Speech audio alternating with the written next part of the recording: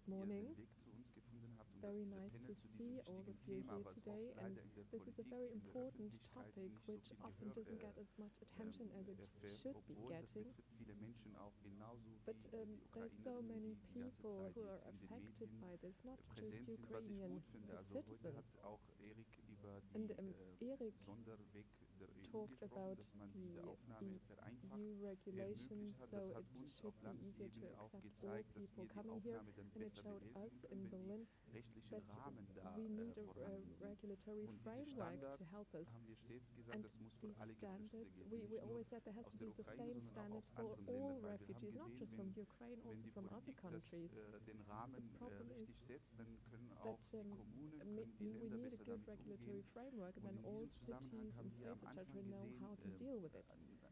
And after February 24th, after the war started, we saw that unfortunately the problem started at the borders. There were double standards at the borders. We all know the pictures, how people from African countries, from other countries who were living in Ukraine were actually rejected at the border, on both sides of the border between Ukraine and Poland. And that's why we started dealing with this at a very early stage. There was a very quick response from the EU, and the EU states then started to translate all this international law. And as for Germany, and the refugees don't need to apply for asylum in Germany, because sometimes in those cases it takes years for them to get a response to their requests. But unfortunately, the same rules didn't apply to third country nationals, even though the number of those who coming from Ukraine was very small, of third country nationals.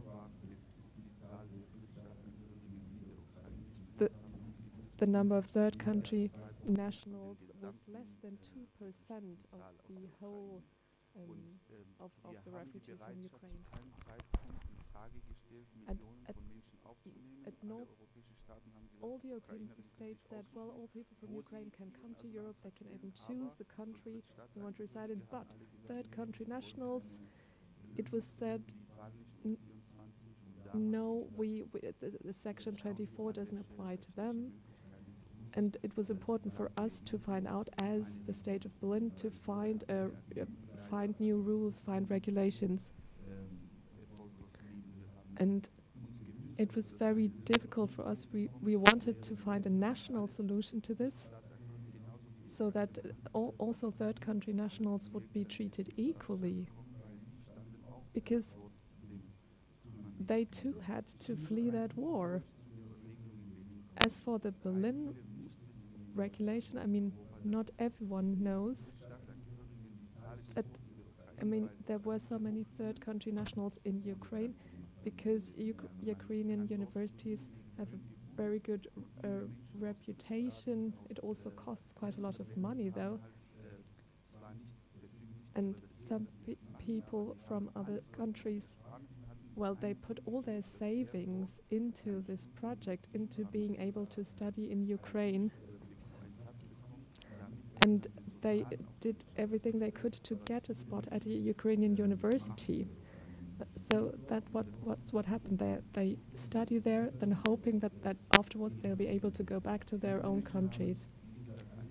And so they put all their savings into this. They used up all their savings. They were close to graduating, and then the war came, and they had to leave.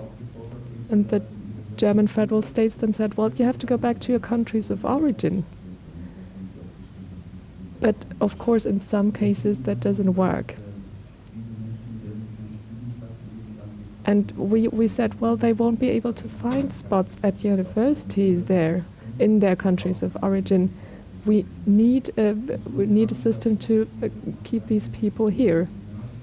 And then after long discussions in the Berlin Senate, we decided they would get a Fiktionsbescheinigung for the third country nationals. based on Section 24. But unfortunately, as a Ukrainian national, you can just say, I'm from Ukraine. But with third country nationals, it is checked more thoroughly. So, for example, if you're married to someone from Ukraine, it's easier. If you have a permanent residence permit in Ukraine, then those cases are easier. So there are different criteria. And then there are also people who used to study there, who used to go to university there, and who cannot go back to their countries of origin, but they have to prove that they cannot go back to their home country. And then and it used to take months for them to get a response. And then there were those,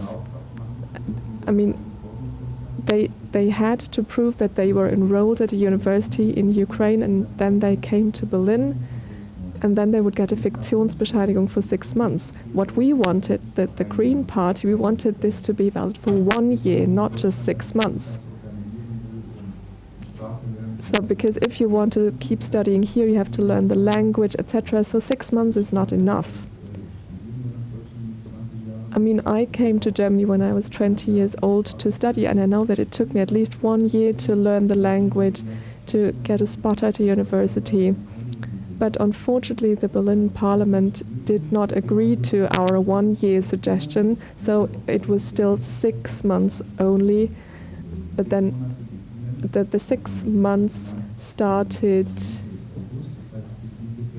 It was. Actually, that would apply from August to February. So until February, they will have to prove that they have found a spot at a university and can continue their studies. Miriam, Hamburg also has a different system. How is it different from what's happening in Berlin, from the Berlin regulation? What do you like about it and what do you not like? And I think you were also a bit faster in implementing it, right? Exactly. At the beginning it was good. Now it's a huge problem because there is no follow-up solution in Hamburg. But there isn't one for Berlin either, right? What's going to happen after February 2023, right? We don't know. Sorry, his microphone isn't working. Okay, so it started in April, and we were communicated the solution, but you can't talk about it because it's not for us as a federal state to be doing this. And then at a certain point we did start to communicate it to the public, and then at some point the German Ministry of the Interior reprimanded us.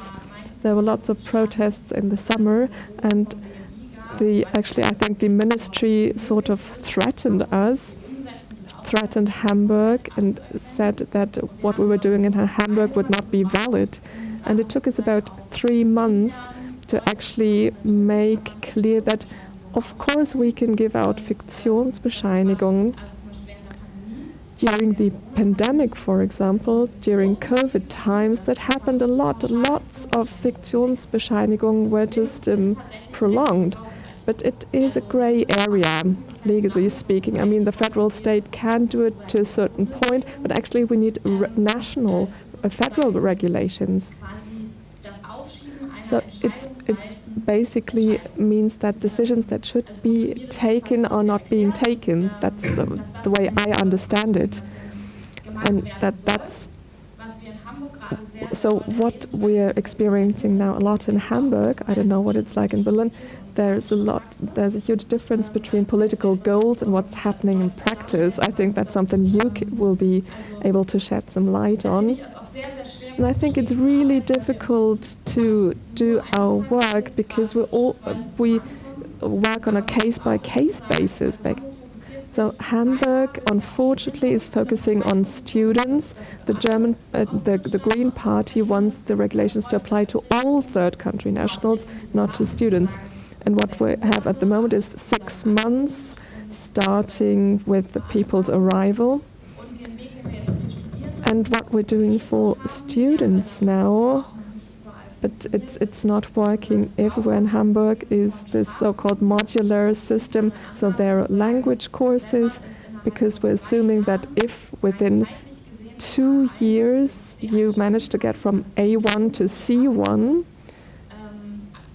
if that will be at least 18 hours per week.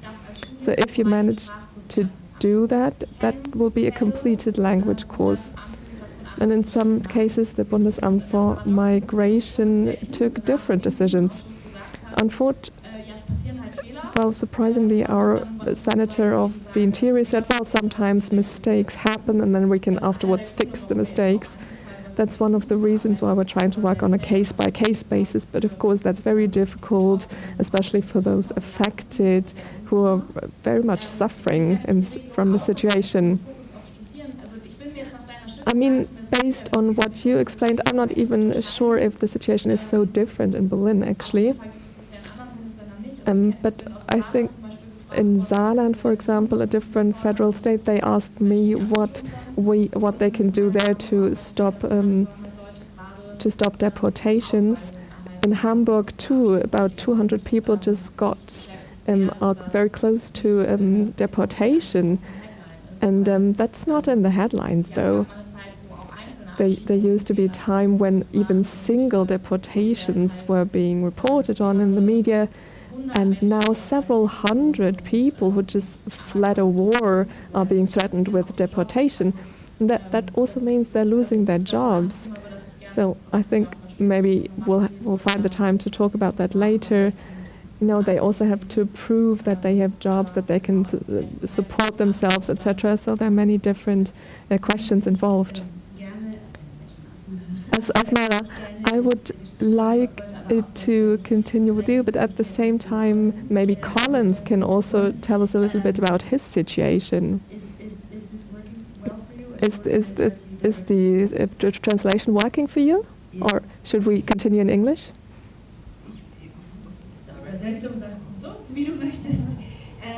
Okay. Maybe we just continue in German. Is that okay for everyone? If you need translation, or does anybody need translation from English into German? Okay, if anybody needs translation, just let me know. So we'll continue in German then, if that's okay. You have the translation, okay. Well, we just talked about the situation in Hamburg and Berlin. Collins, maybe you can tell us, give us a first-hand account. Your situation, what was your arrival process and procedure like? How did it go for you? What was difficult for you? And what difficulties are you still experiencing now?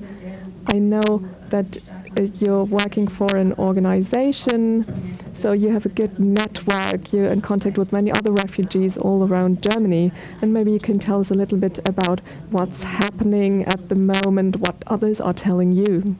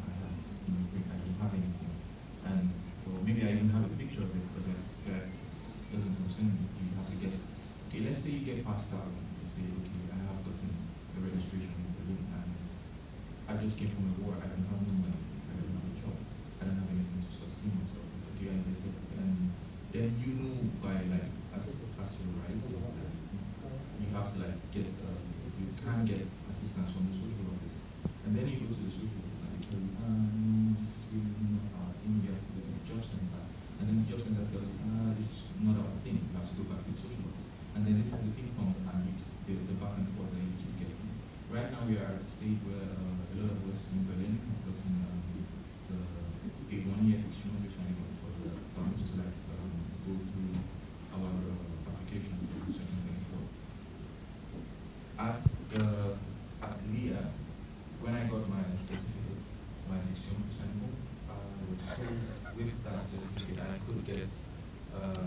which was at the VHS. Get that certificate and going to the VHS. They're like, no, you have to go to the job center. And then you go to the job center, they're like, no, it's really not our business. You don't have the Section 24. And this whole back and forth is still not, it's still evident here. We know for sure that like these things you are meant to get them, even if you know you're right. Like even if you know what to do. We have this in our community. We have like really good like network systems. We know what should be done, and it gets to the point where it's almost like you even know what is supposed to happen more than the people who are at like working at the spot. And it begs the question: do they really know?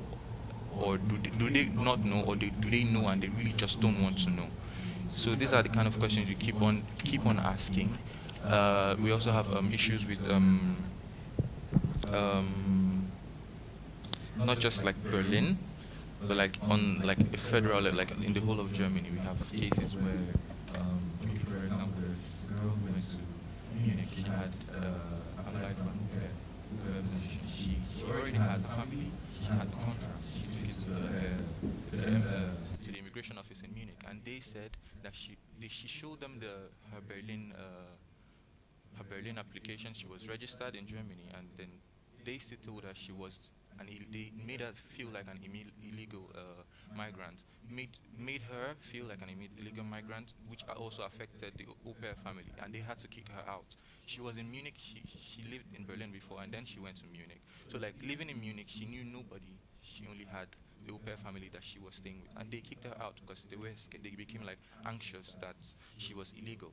So she had to go to Nuremberg, and at Nuremberg she was like tricked into signing an asylum procedure.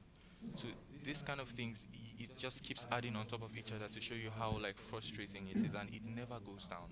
There is always something else. There is always something new. The policies are always changing. It's really hard to keep up with.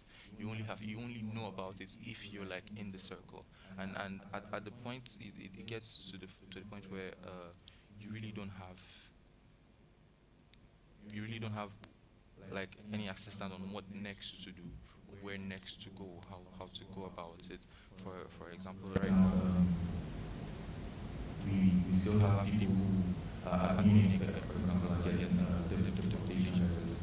Right now there are people who already have announced. There's a guy who has like announced from like 3 different companies for a international assistance.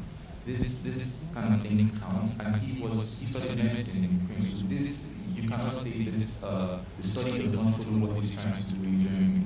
These things work, but still he's getting rejected as an immigration officer. He can't get an announced loan. So if they tell you, okay, the 6 months is not enough, you should get an announced loan, you should get a school, you should get a job. There are people who are trying to get an announced loan, trying to get a school, trying to get a job, but this thing that they're still being rejected and still being threatened with deportation. So at this point you ask, what should we do? What else can we do? We have done everything, and it's just basically blaring at you that they just don't want you here. Constantly pushing the finish line. Yes, So exactly. it's like you constantly feel like, oh, I've done this, ich habe jetzt das gemacht, ich habe jetzt das geschafft. Und I've done this, I've accomplished this, and there's always something else. Asmara, ich würde dich an der Stelle Asmara, I would like to ask you, and at this point, because you've not only helped to evacuate people from Ukraine, but you also, afterwards, and the time after taking them out, you're still accompanying them. What are the things that you are experiencing? I can 100% confirm what he just said. We're experiencing the same things. We also had the situation where we were getting the attention for that evacuation service. So a lot of people were teaming up with us, organizations and people from student representatives were involved in the process of welcoming people in Hamburg. And the information flow inside the authorities was questionable, like horrible, actually. We had situations where we were getting the first Fiktionsbescheinigung in Hamburg, that there were Zoom meetings with representatives from civil society, from politicians, where they were saying, we want to give you these Fiktionsbescheinigung, after we had been there like so many times and rejected, just like he said, the same thing. But then we went. We have been told that now we're getting these so-called Fiktionsbescheinigungen, but still we were getting rejected. Then from the State Senate office, we got this email, and with that email printed out for each and every person that came to our counseling sessions. Yeah, because there were still coming people to Hamburg, and they were coming to us, and people were telling them, go to these people. So we were like, we really made hundreds of copies and went to the immigration office with these printed copies, printed emails. Sorry, the microphone. But we really like checking my email against their email at the immigration office counter, and you could just see there was no processing, no flow of information. They didn't know about the email. I told them, like, check your emails, because I knew, like, check that email from this and that date, because it was like we have been getting it 3 days ago, and there was an employee, and they didn't know, and they rejected everybody, even in, like, right before me. You're wrong here, and I told them, like, no, you're right here, don't go, but they were still sending them away. And that was a situation. They were saying people were getting these Fiktionsbescheinigungen, and yeah, and it's incredible that they were not able to help like these couple of hundreds of people to get spots in university. That's just racist. There's no other way to put it. Just like Colin said, it's very obvious that these people are being discriminated, and it's a double standard, and they're creating different classes, and this is causing unrest in the accommodations, and the Ukrainians are getting, yeah, and there's discussions about you're real Ukrainian, you have this right to get help, you are not a real Ukrainian, you don't get that help, and it's sad that this is happening in 2022. I could keep on about this like the entire day, about all these unhuman and unlawful things that we're experiencing on a daily basis, like kicking people out of accommodations. And right now in Hamburg, everybody who goes to the immigration office is being told you have to leave the country, when we had been getting this information that with these German classes that would be the count as preparation for a university spot, and that didn't happen. Everybody who went to these German classes, these so-called integration courses, they're making a difference. You have to sustain yourself, and you going to these immigration classes, they're being rejected. As an alternative, we have these social services that they can do for a year, and we have been thinking about these alternative solutions because they don't require that level of German. If you want to work in a kindergarten, for instance, or work in a school, these people, they get like a minimum wage, and even then, obstacle after obstacle, there's no way for us to support them as activists, to counsel them, to tell them like this is the way you have to go about it, because like to one person they say this, and the other person they say something different, and this is very challenging, psychologically challenging for these young people. Nora, I think that break in the information flow, you can relate to that. I think like inside authorities and inside administration, I think that in your work for the Refugee Council, you've been familiar with this for a long time. But like explicitly addressing this Berlin regulation, and maybe also like more in general, take a step back and like ask ourselves why is this happening? Is it like Colin said, just because they're not interested in helping? Are there like structural differences and structural problems? And how would you think that a better regulation could look like for Berlin? Yeah, I think we've been hearing it from Eric before. Europe has been leaving this open to give the the Section 21 to everybody, and everybody can apply for Section 24 for protection under Section 24. And the head of the Berlin Immigration Office has said we're not against it, so everybody can apply for this Section 24 protection. And the EU directive also describes that there's these personal ties, these important personal ties to Ukraine have to be like a basis for giving that protection under Section 24. So to get the same residence title as Ukrainian nationals are getting. And of course, like a federal solution would have been helpful, But on the other side, the Interior Ministry in Germany has made like a proper interpretation of that European directive. It hasn't been a law. And so I know, Jan, this is not because of you, but we in Berlin, of course, we're hoping for like for more power, for more decision, for more help from the Berlin Senate. And I know that the Berlin Senate has worked hard to find a solution for that, and that there's of course been like many blockings, many obstacles. But of course, we in Berlin have been hoping for a different solution. That when on the federal level there's not a proper solution, that we in Berlin at least have a proper solution. And these people have been living, they have important and meaningful personal ties to Ukraine, Czech, so we can give them that protection under Section 24, instead of putting in place this work group that takes up a lot of resources from people that really wanted to find a solution, General Mas, Raya Gomez, and many others. And on the other side, also like for the State Office for Immigration, we know that they're swamped, to put it like carefully. Of course, it would have been possible to find capacities for new residence titles, for new regulations, if they had just said we were giving the protection under Section 24 to everyone. Just wanted to stress that a few months ago in Portugal, there was this solution where you just make a copy of your old student document, and to prove that you had been living in Ukraine, and send that via email, and then per email get this residence title under Section 24, and then work and study in Portugal. That worked a couple of months ago, worked for a couple of months, and then they took it back. So we see there were different possibilities on the federal level, and now I'm addressing the state level in Berlin again. Of course, some sort of solution is always better than no solution at all. But if we say that the states have to find their own solution, that is already said, because of course the country, the federal level would have been more important, better.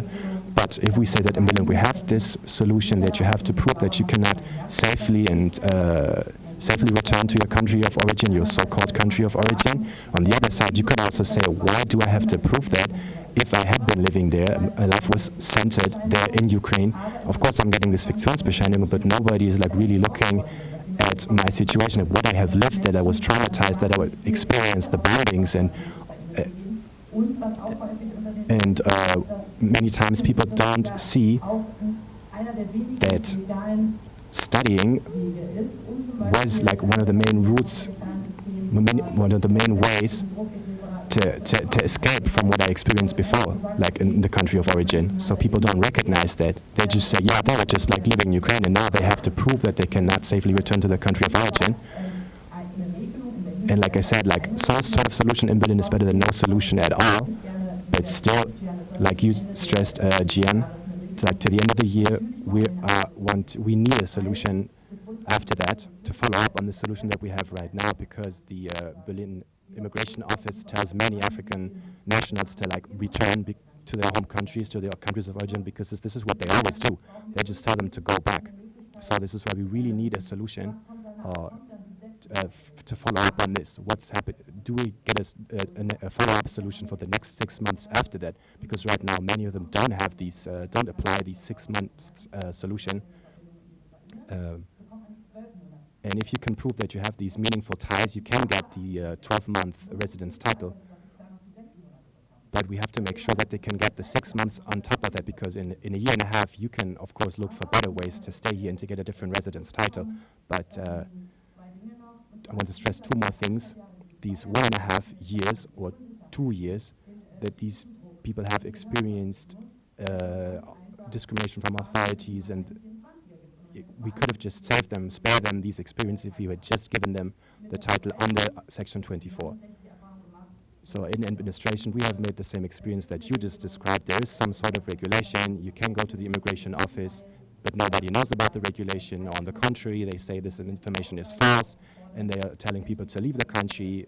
People that are married to someone from Ukraine but come from Egypt, and they're telling them, go back to Egypt. It's nice there. I've just been on vacation there. It's a beautiful country. Why don't you just go back? This is just horrible, these things that are happening in the immigration office.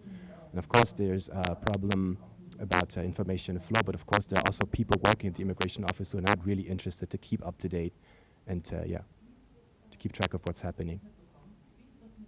What I didn't get is what is happening with people coming from Iran. Because are they getting the Section 24 in Berlin? Yeah, unless they're recognized as international refugees in Ukraine already.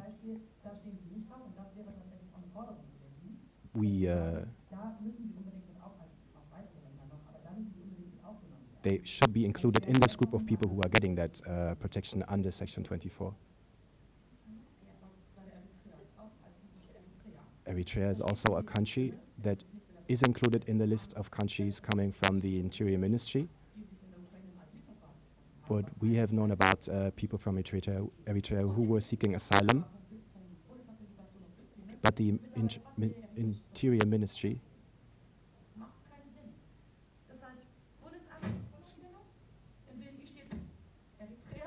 so yeah, the Interior Ministry is saying Afghanistan, Eritrea, and they're saying these countries are on the list of countries that are getting protection under Section 24, but then the Immigration Office doesn't apply that regulation.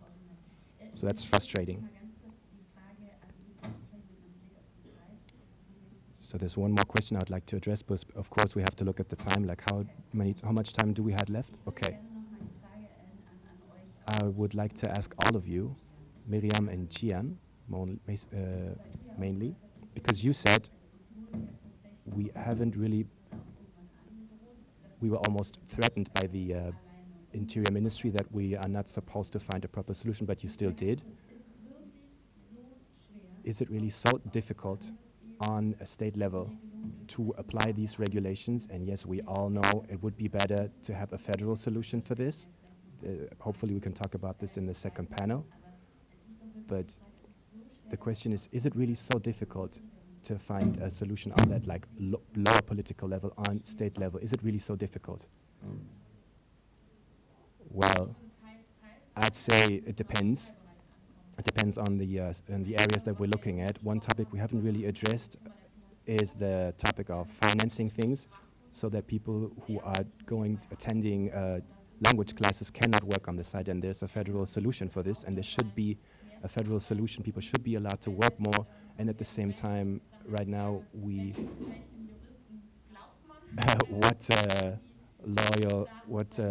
legal advice can you trust?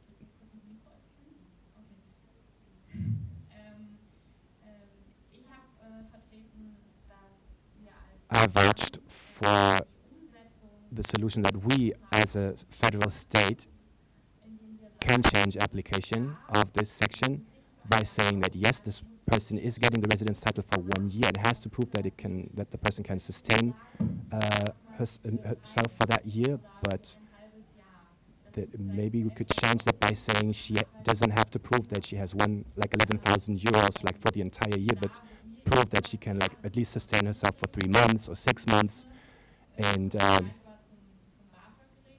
maybe we can find a similar solution to the student loans that the federal state is giving, and raise these levels, and that we can apply this also for international students. But of course, this is going to be difficult, and this is an example.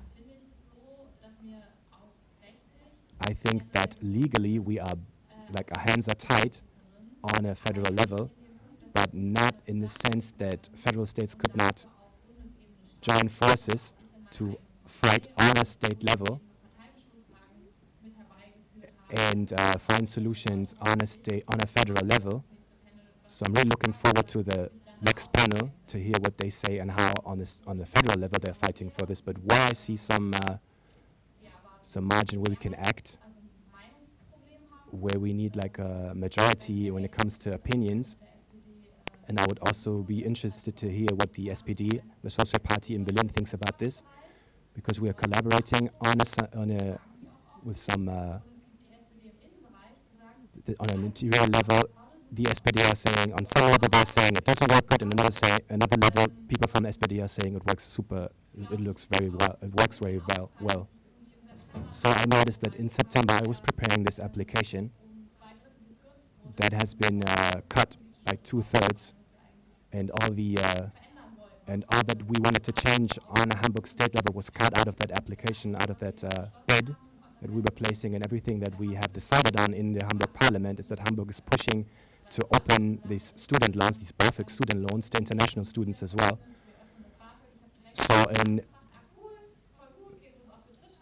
And then I asked, yeah, would that also apply to third country nationals? And then said, yeah, I believe so. And then you look at the regulation, and then it doesn't really apply to. It doesn't apply to third country nationals. So at some point, it must have been cut out of our bid, out of our proposal. So yeah, we need to follow up on this and fight for this. And this is, I experienced like a straight out, flat out racist approach. That people say that if you were a third country national living in Ukraine and you just like that, quote unquote, and they were just mingled ideologically with, and politicians seem like they're afraid to open up these funds. And I personally believe that this is what we should do, that we should like just in generally push for these to cut this obligation for international students to prove that they can financially sustain themselves. And then there's some politicians who say that we are protecting them from their own poverty by saying that you don't even start your studies, so because you will bring yourself in a difficult situation once you start to study. And this is just so patronizing people, and it's so flat out discrimination and racist, and then even presenting yourself as somebody who's actually trying to help people. And then at the same time, they're trying to present themselves as open and trying to present themselves as supportful. So I think that we can actually do something there on that level by opening up funds. And this is why I would like to get more input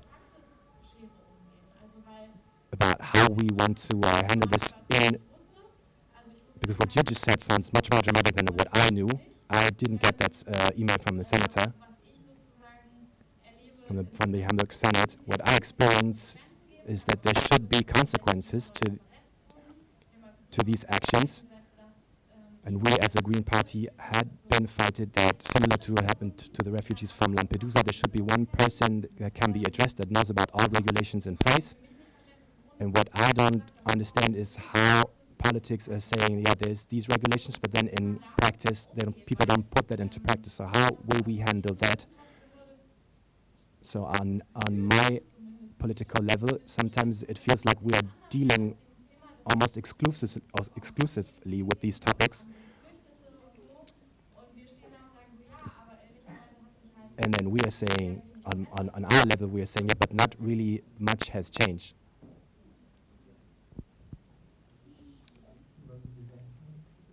Well, I would like to add something to what you just said. In Berlin, we're always seeing Hamburg as an example of what's working well. We always said we need a regulation just like Hamburg. And at the end of August, we got this new regulation.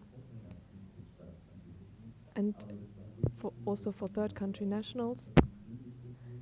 But we know that in Hamburg there's a coalition between the Green Party and the SPD, and it took a lot of time to take decisions. Also in Berlin, I was involved in that, and unfortunately, we also have this attitude here. I mean, I don't want to say who the person was who said it, but someone said we don't want all third country nationals here. We don't want to give residence permits to all of those people so they can travel all over Europe. We don't want that because they're seen as a threat, so we can't do it. And that's the spirit, that's the framing within the Berlin government, and I was shocked by that. I have been familiar with it for quite some time now, and I see that mentality, that attitude. It would be good to have a federal solution. And the ministry could, you were talking about resources getting lost. There's so many resourceful people, and we're wasting resources. We need to find a solution. And then someone, for example, who's getting a Fiktionsbescheinigung in Berlin and then moves on to Munich or to Bremen. I mean, it's really difficult at the moment. because in Bremen or in Munich they will say, no, we're not recognizing this, this is from Berlin. And that's why we're pushing for a federal solution that will be valid in all over Germany. And we could have said, yes, we want to shape this migration policy differently. The European Council did recommend that all third country nationals should be included to get these permits. There was a European framework, and what could the solution look like? We could say, okay, we're changing our migration policy. We keep talking about a shortage of qualified people, and we need qualified people. They have to come to Germany. We need to attract them. We need to reform our policy. But at the federal level or at the city level, I mean, we're responsible for putting that into practice, and I don't see that anything good is happening, actually. We need to find a solution because at the federal level nothing is happening.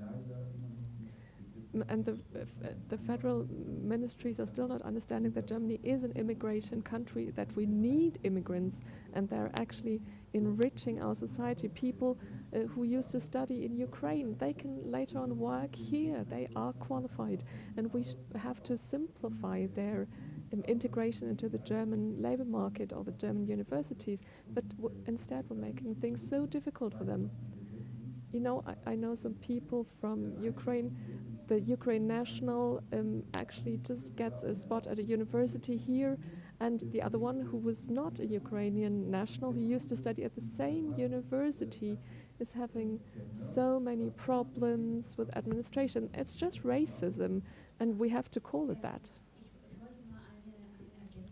Well, let me just add something at this point, because we're focusing a lot on students, but we also have to keep in mind that there are many other refugees who were not students in Ukraine, and for those the situation is also completely different. And there seems to be some sort of hierarchy, actually. You know, students are usually have rank a bit higher in the general hierarchy, so we shouldn't focus on students only, I think. Sorry. Yes, so because if you're not a student, you're automatically lower in that hierarchy. So I would like to thank you at this point and maybe open up the round to questions from the audience. I don't know if there are any questions, if you would like to add something or ask something. There are also some hand microphones that we can hand out. Yes, maybe we can start with the questions from the first row, if there are any. Maybe you can introduce yourself. Hello, my name is Mohammed Al-Fatih. I'm also a refugee from Ukraine. I just have one question. For example, our friend got a Fiktionsbescheinigung, but what happens after the 6 months? It's only valid for 6 months, but afterwards, after Fiktionsbescheinigung, will there be deportation? So we had dreams, many goals, we had so many plans, and now we're saying, okay, there are no opportunities here. So it seems like we're not doing enough. I mean, language is not everything. I don't know. But what happens after those 6 months? Well, yeah, I think that's what you mentioned, that that frustration level that you just mentioned. Question is, at what point will we have done enough? And what will happen after the 6 months? So let me hand over this question to you.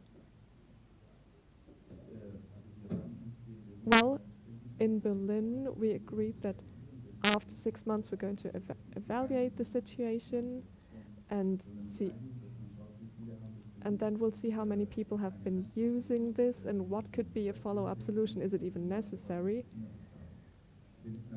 Well, as for me and my party, well, we said these people need certainty. They want to stay here, they want to study here, and they need some sort of perspective. So they need to know, can I stay here or not? And you know, it's very difficult for them to learn a new language, to integrate here, etc. And then after 6 months, the Berlin government can just say, well, they, they need to know what will happen after the 6 months. But I can promise that I am going to work for a follow-up solution. And in our coalition in Berlin, it is being discussed. In the next 2 or 3 weeks, we know that we'll have to find a solution for a follow-up regulation. In Berlin, you know that the election will have to be done again next year. There's this problem as well.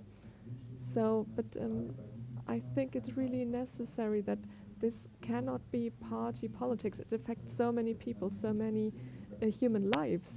And we have to see that, okay, apart from all party differences, those people need a solution. We need to discuss this very rationally and sensibly. And at the Berlin level, we need a solution. And we're going to discuss it at the national level later. What wouldn't... I talked to some people today and heard that there's still third-party nationals from Ukraine arriving in Germany right now. So the Ministry of the Interior can still do their job and find a federal solution. And it would be good if the SPD got involved in that. I mean, it's not about party politics, but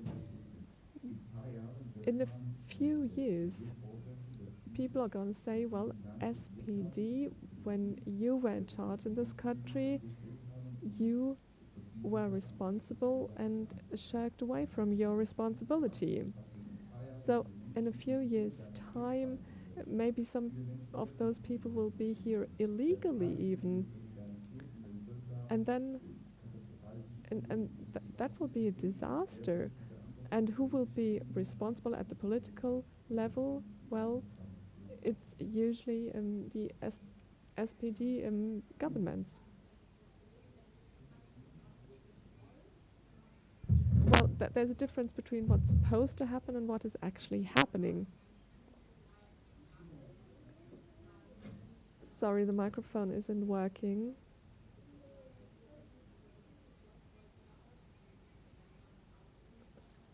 Sorry, I can't hear her. Microphone is not working.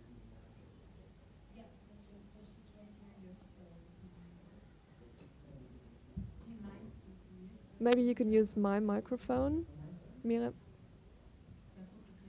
Okay, you can use this one. Okay, sorry. So, what I was just saying, there's a huge difference between what's supposed to happen and what is happening. And I think that's something that you should be prepared for in Berlin, because what we're experiencing in Hamburg is there's a certain political idea to say, okay, if within 6 months you manage to complete a language course, and in Hamburg we have this regulation, 18 language course hours per week, etc. I mean, I can look it up if you're interested in the details.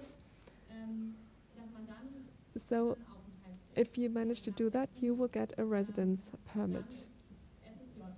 And then, for example, social service could be an option, or working as a temp, for example. But the problem is that they also need to prove that they have at least 11,000 euros. But how is that even possible? It's impossible. So it's really important that at the national level, these 11,000 euros are not required anymore. And what we're seeing, what is actually happening, is that even though the people are doing what they're supposed to do, they're still not getting the treatment they deserve. And the only political solution is, you have to file complaints, etc. That's the only thing you can do. I mean, it's really difficult, really frustrating, and we have to keep working to find political solutions, definitely.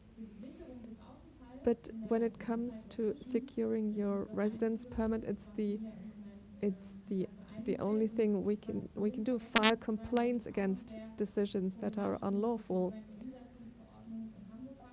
And I don't know if the regulation is similar in Berlin or if it's even a federal thing, is that people who used to be enrolled in an online course are not recognized. Yeah, but where are they supposed to keep studying then? I mean, where in where in Germany can you continue your studies if you used to be enrolled in an online course in Ukraine? And then the Ministry of the Interior, as far as I know, they're just saying no, it's impossible.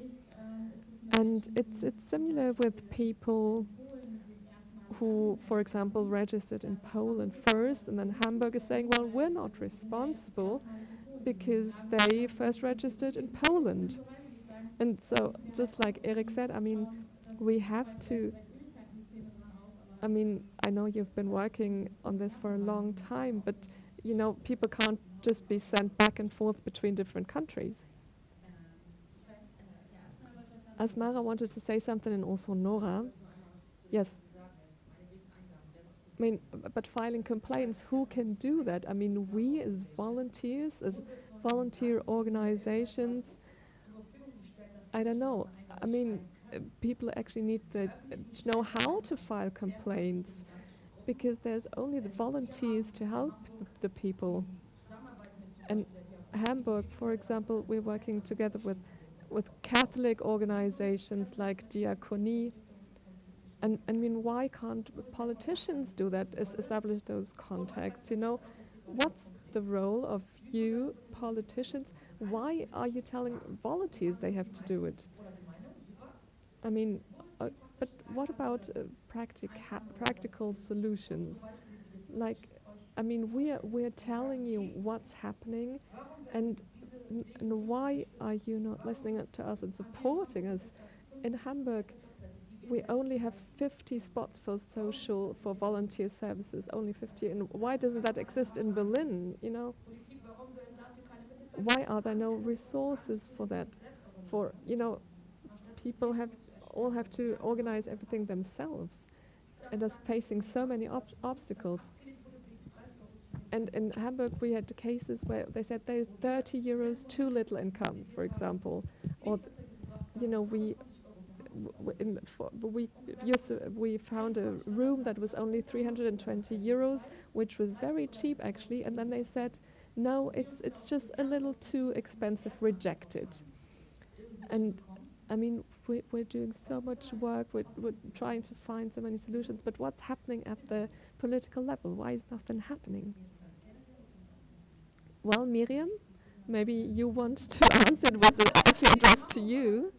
So, well, I mean, the 6 months are expiring, and from day one, I mean, we said finally they're getting some sort of insurance, etc. What will happen after? What will happen after? And what is happening? Why is it only volunteers who are doing all the work? That's what I'm not getting, even in Hamburg.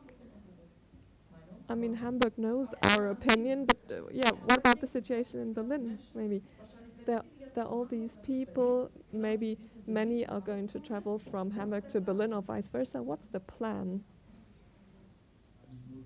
Well, I can only repeat myself here. I'm just a member of parliament. I'm not in the executive power. And I mean, they're representatives of the Senate, and we're trying to find solutions based on the solutions that were found within the coalition. And the Senate, for example, passes the federal laws, okay. And now, what's happening in practice? And why? I mean, mean, what about emails being sent from the senator to the individual offices? No, my question was a bit sarcastic. I mean, don't get me wrong.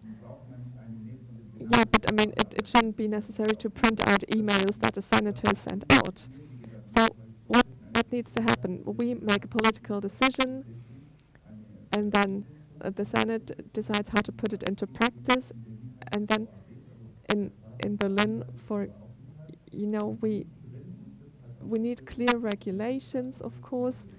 What applies to which nationals, third country versus Ukrainian nationals, and if the people in charge actually don't get clear regulations, then they can't put it into practice.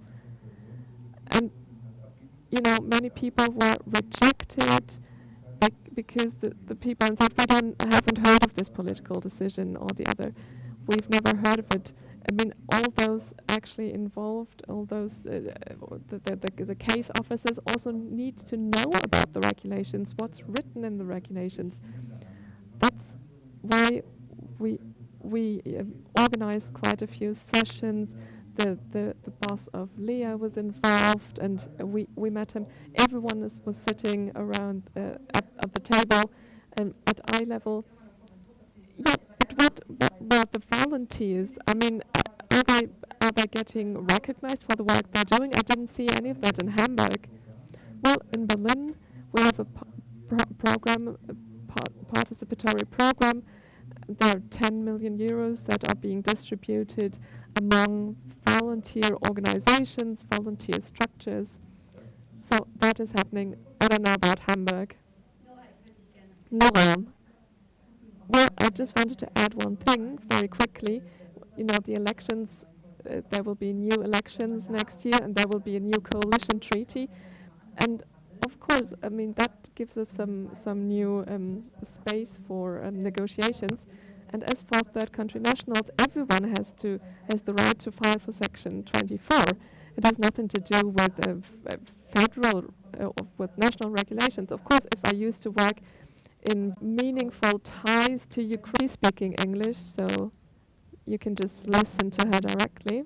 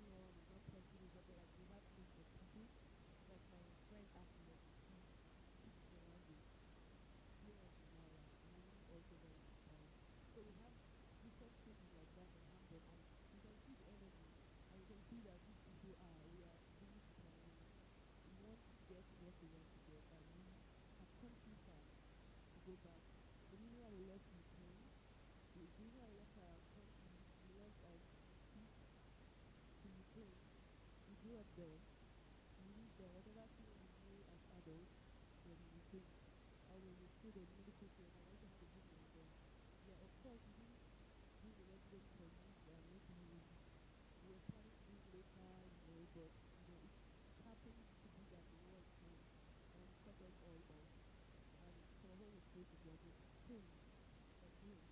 So we had big spaces, and I had my police tie, I had my passport, I had my student tie.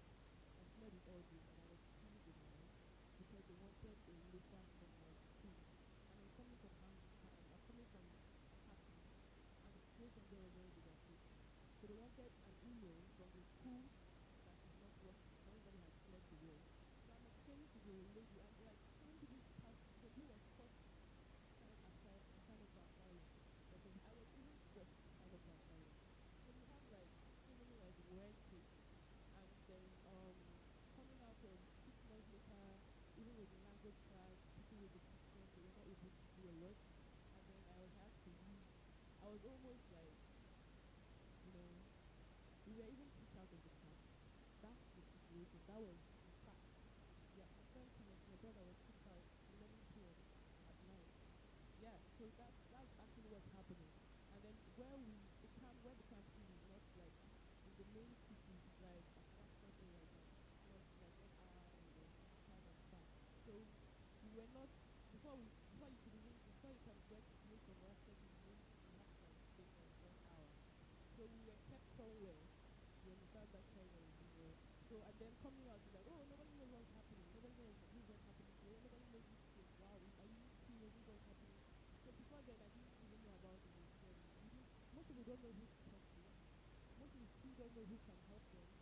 Most people feel like, man, like, it's over. Like, what do I do? Like, what do I do? And this is the thing, yeah. Money and time has been spent for the quality education. So we are going to the interview, taking 2 hours. So my car is broke, it's confused, devastated. And someone sits you down for 2 hours asking you, why don't you just go home?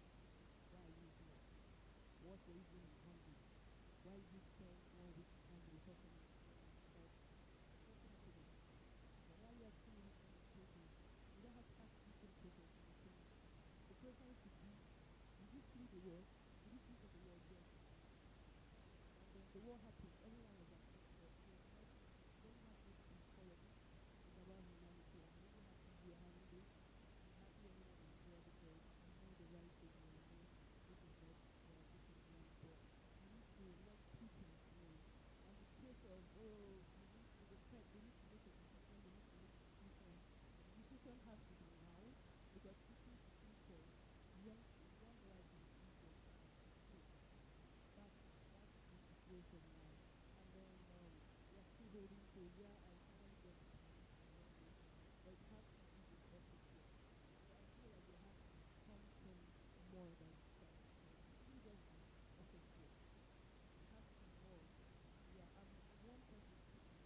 There are a lot more bright futures, more bright lives. So it's like there's this, God is older actually. So everywhere I went to school, I know why I went there. It has to be like every day fighting, every day you're waking up, leaving the house, you're fighting, you're moving to different places to struggle for your life. So it has to be like constant pressure, start out to admire God, something very responsible for us. Like even when they kicked us out of the camp, the government did not help. We had to make like a last minute call. I like, who's Asma? Who like just heard about Asma, and then we had to call, and then the car came to pick us up from where we were. That's the situation, and I'm sure people are going through more. So people don't know who to call. They can imagine that we don't have anybody to call, and they told us to go and stay at the homeless shelter. Like that's the reality of what is happening to us. So I mean, I feel like if I can, this is my version, and then there are lots, there are thousands, right? Everybody has like different big stories to tell. Something has to be done. It's an urgent call. It's like actually an urgent call. Something must be done. That's the reason why I had to file for embassy. I have a thing. Yeah, but it's easy to just sit back Saturday, let me pray. But it's not just for me, it's for every other person, every other African brother from Iran to Morocco to Nigeria to Uganda. We need to make things right now. It's 21st century. So the earlier we get it right now in this world, the better. So this goes to Europe. So we should wake up. Like we shouldn't be speaking about racism now. We've gone too forward to speaking about racism. It's too devastating. I'm hearing about this as a kid, I'm growing up to face this. No one's child needs to face the same thing. Thank you.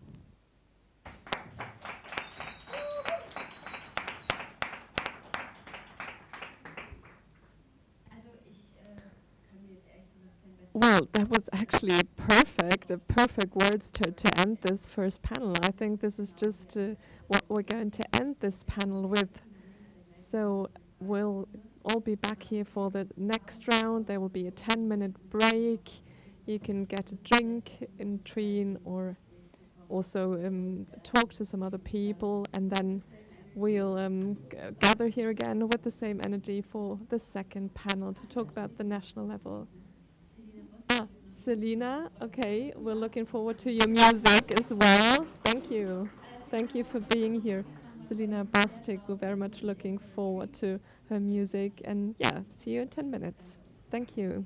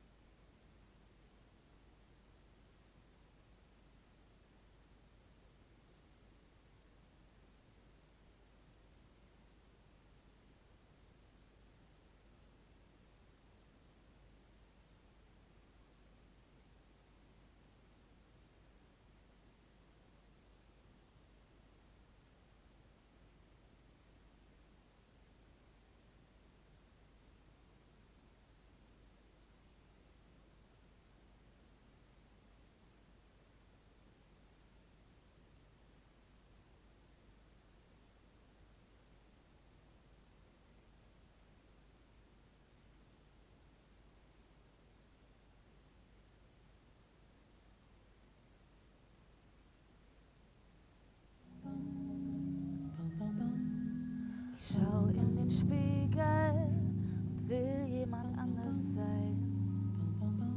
Ich bin ein braves Kind, warum bin ich ganz allein?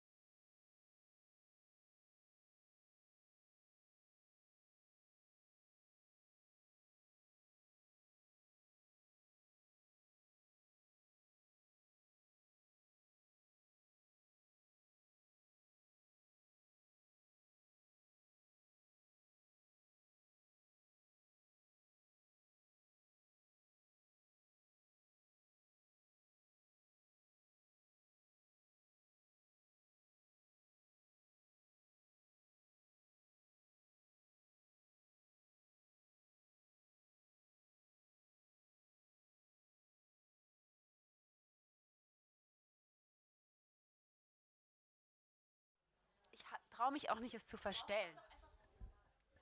So. Es ist sehr viel besser, so rum. So, wenn ich nochmal um eure Aufmerksamkeit bitten dürfte, ich hatte euch ja gerade eben schon eine musikalische Performance versprochen, die ich eigentlich gerne als musikalisches Geschenk an euch beschreiben würde, weil die Sängerin, die jetzt gleich singt, eine nicht nur wunderbare Person, sondern in erster Linie eine fantastische Sängerin ist. Eigentlich bist du in erster Linie eine wunderbare Person und zusätzlich eine fantastische Sängerin. Lass es uns so rum sagen. Ich würde mich freuen, wenn ihr ganz weit nach vorne kommt. Ich würde mich sehr freuen, wenn ihr vielleicht die Gespräche, zu denen ich euch ja auch gerade noch animiert habe, einstellen würdet und sie dann hinterher weiterführt. Denn wirklich, sie ist fantastisch und ich freue mich, dass sie da ist. Die wunderbare Selina Bostic. Oh, was für eine schöne Ankündigung. Vielen, vielen Dank, liebe Hartnett. Schön, dass ihr alle da seid. Ja, ich saß schon gerade im Publikum und habe ein bisschen mitgehört und mitgelitten. Und ja, umso wichtiger finde ich es, dass wir alle nie wieder leise sind. Here is my song.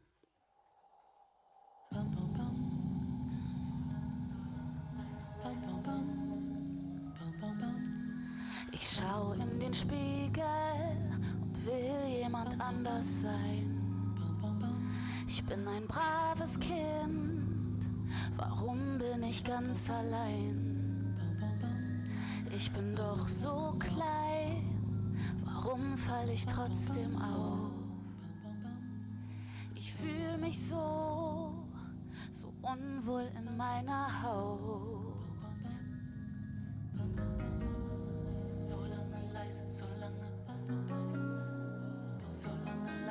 Solange ich den Spiegel meide, kann ich mein Licht nicht sehen. Ich such mir falsche Freunde, Freunde, die nichts verstehen. Ich lach bei Witzen mit, die auf meine Kosten gehen.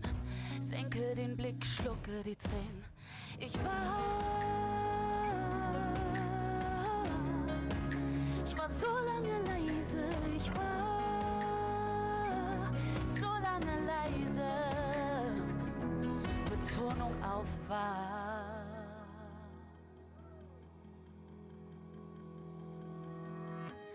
Beiße mir auf die Zunge, obwohl mir nach Schreien ist. Ich war so lange leise, aber ich bleib es nicht. Jetzt sag ich, was ich fühle, weil ich weiß, dass ich muss. Sing mir den Kloß aus dem Hals, werf mir den Stein von der Brust. Schau in den Spiegel, was ich sehe ist wunderschön. Ich weiß, warum ich schreibe und für wen. Kann euch nicht schützen, ich kann euch bloß zeigen. Wir haben eine Stimme, wir müssen nicht schweigen. Wir waren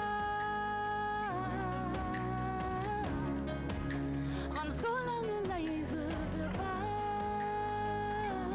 so lange leise. Und so lange wir waren. Und so lange leise, wir waren so lange leise. Wir sind nie wieder leise. Wir sind nie wieder leise.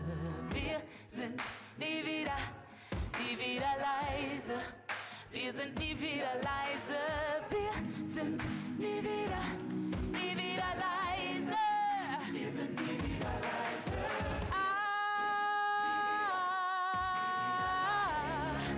Wir sind nie wieder leise. Nie wieder leise. Nie wieder. Wir sind nie wieder leise. Wir sind nie wieder leise. Wir sind nie wieder leise.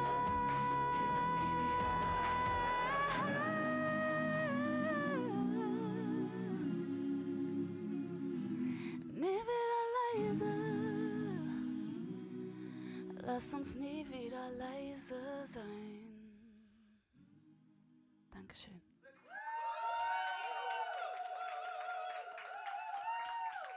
Vielen, vielen Dank. Jetzt kommt ein Song, der relativ neu ist und Er heißt Die Resilienz. Und da geht es darum, dass wir alle, die Rassismus erleben, die Diskriminierung erleben, egal was es ist, eine gewisse Resilienz aufbauen müssen, um irgendwie in dieser Gesellschaft zu überleben.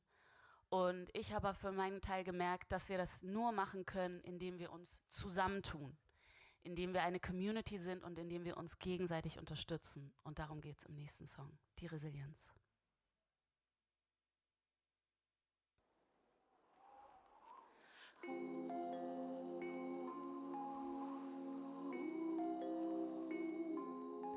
Ich bin Kaktus in der Wüste, frag mich mal, wie lang ich ohne Wasser kann. Ich bin unsichtbares Chamäleon, pass mich den Gegebenheiten an. Ich bin 10.000 Hektar verbranntes Land, wo hier und da wieder was blüht. Ich bin die letzte Ratte im AKW, die winkt, wenn der Rest schon in den Bunker flieht. Keine Panik, keine Panik, das hab ich alles schon erlebt. Ein Wunder, dass ich immer noch da bin, so oft wie meine Welt untergeht. Ich bin die Resilienz. Ein Boom, ein Bang, ein Ratatata. Der Film ist zu Ende, die Heldin ist tot. Der kalte Asphalt ist getränkt in Blutrot. Mein lebloser Körper wird zu Grabe getragen. Doch vor dem Abspann hört man mein Herz schlagen.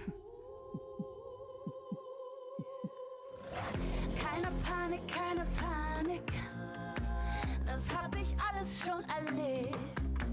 Ein Wunder, dass ich immer noch da bin, so oft wie meine Welt untergeht. Das Leben kaut mich einmal durch, verschluckt sich, spuckt mich aus. Ich staub die Krone einfach ab und setz sie wieder auf. Es ist ihr Glänzen, an dem du mich erkennst. Ganz egal, wie du mich nennst, ich bin die Resilienz. Fehlt mir der Mut, fehlt mir die Kraft, gebe ich auf, denk, dass ich's nicht schaff. Dann denk ich an die, denen es geht wie mir. Könnt ihr's glauben, wir sind immer noch hier. Haben aus Steinen im Weg ein Haus gebaut, durch die Nacht gesungen und einander vertraut. Hinter Gitterstäben Freiheit gefunden, ein Licht entzündet in den dunkelsten Stunden. Keine Panik, wir sind immer noch hier. Keine Panik, keine Panik, oh, das haben wir alles schon erlebt. Ein Wunder, dass wir immer noch da sind, so oft wie unsere Welt untergeht.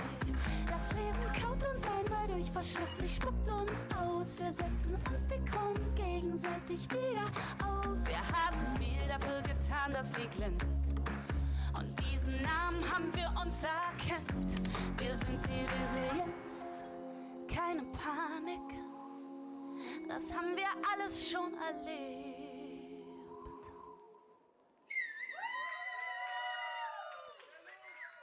Vielen, vielen Dank. Das war's von mir. Vielen Dank, dass ich da sein durfte. Und jetzt viel Spaß noch mit der Veranstaltung. Dankeschön. Die wieder leise!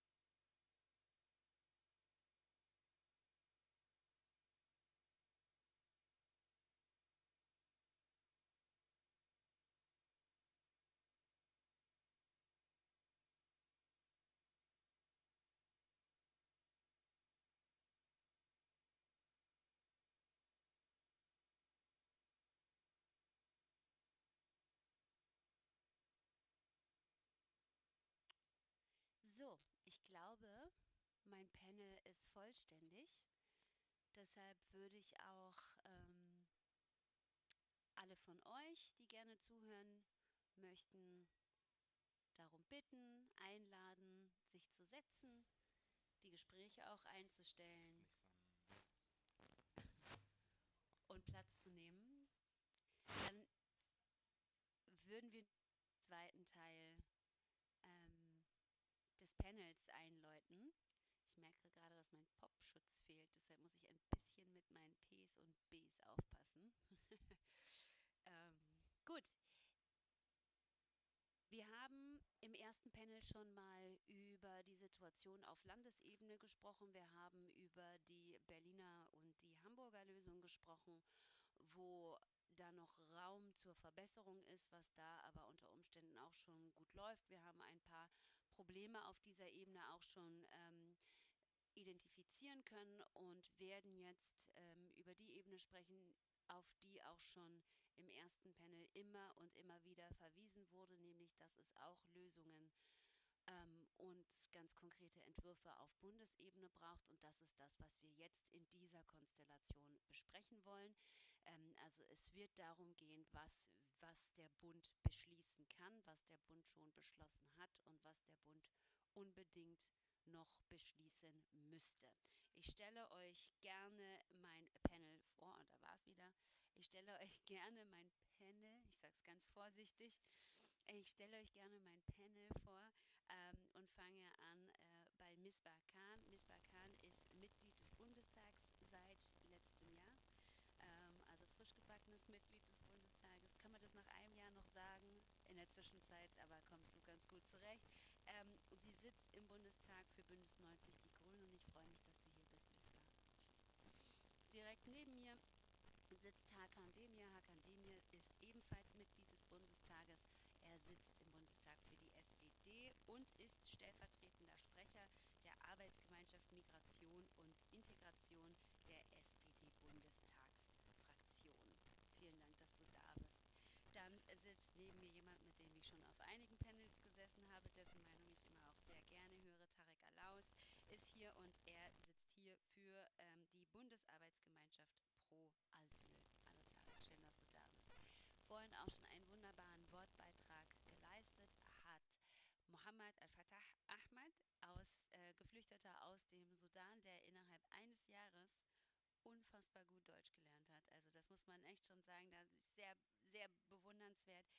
Vielen Dank auch für deinen Wortbeitrag vorhin. Ich freue mich auf alles, was du uns jetzt noch mitteilen kannst. Und hallo, schön, dass du da bist. Und dann natürlich nicht zu vergessen Vicky Germain.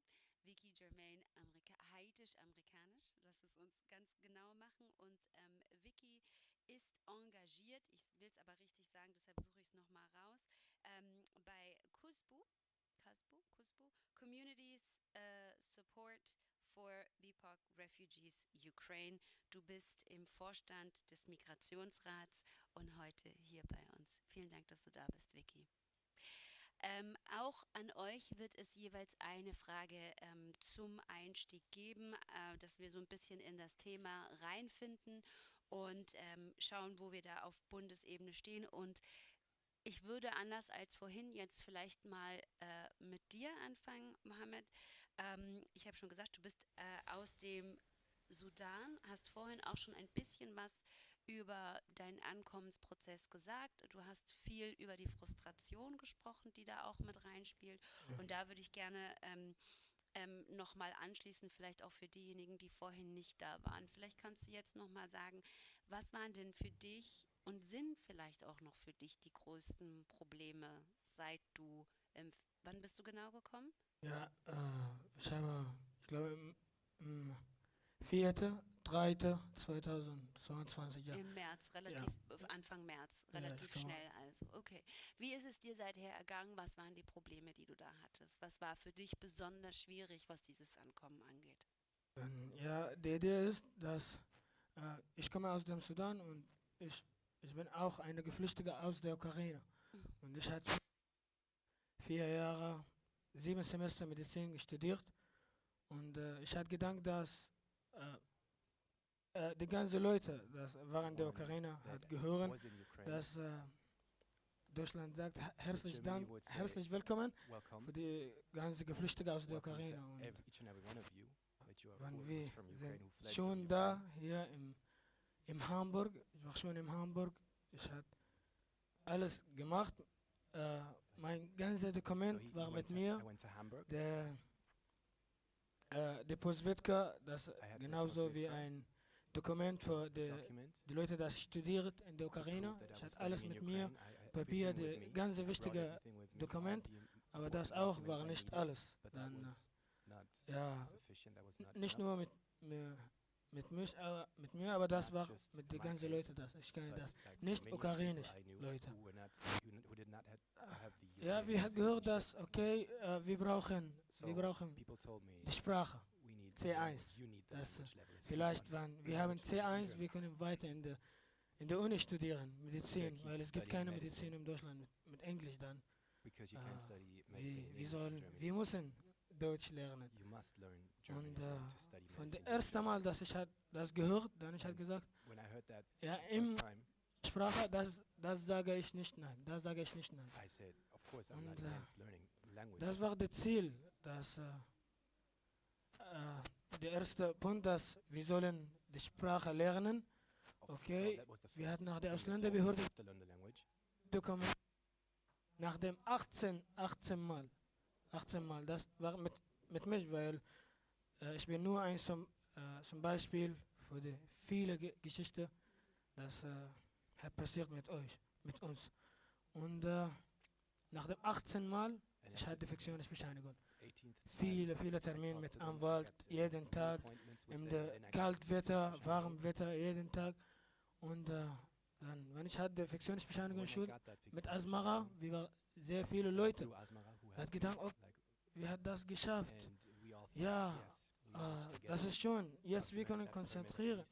Wir können weiter lernen, suchen für B1-Kurs. Und jeden Person von uns hat gesucht für ein B1 oder Beruf.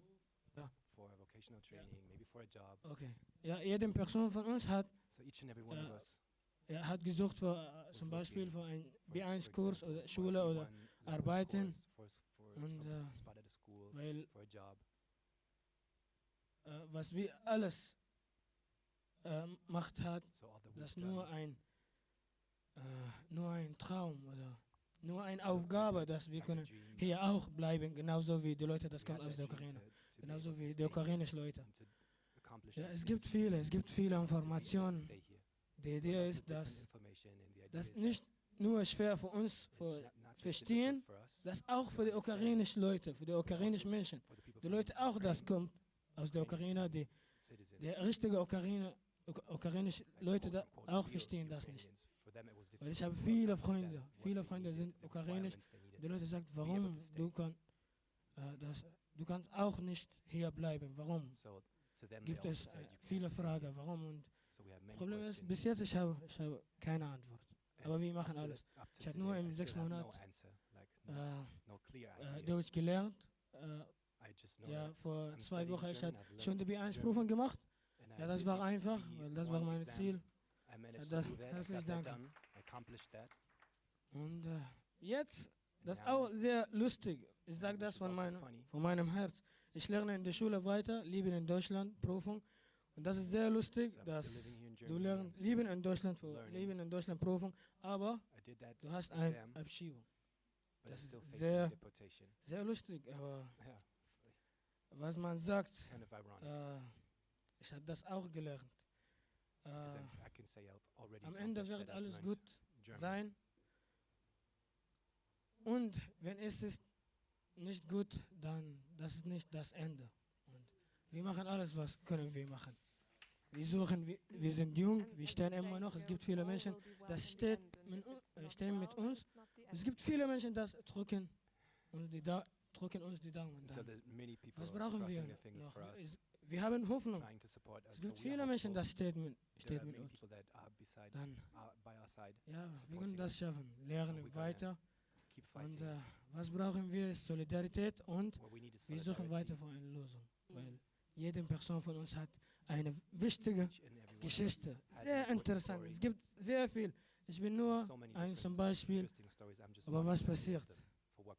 Und ja, ich sage das weiter auch. Es gibt sehr viel. Aber ich hoffe, das ist eine gute Vorstellung.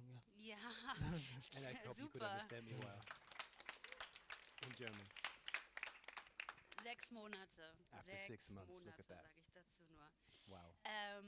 Vicky, ich würd gerne mit dir weitermachen. Vicky, jetzt nachdem du es gehört hast, ich habe da sehr intensives Nicken auf deiner Seite gesehen, weil es, glaube ich, sich deckt mit den Geschichten, die zu euch getragen werden, mit den Geschichten, die du hörst. Von welchen Schwierigkeiten oder inwiefern deckt sich die Schwierigkeiten, von denen euch berichtet wird in diesem Ankommensprozess mit dem, was Hamad gerade eben erzählt hat? Ja, es ist sehr ähnlich.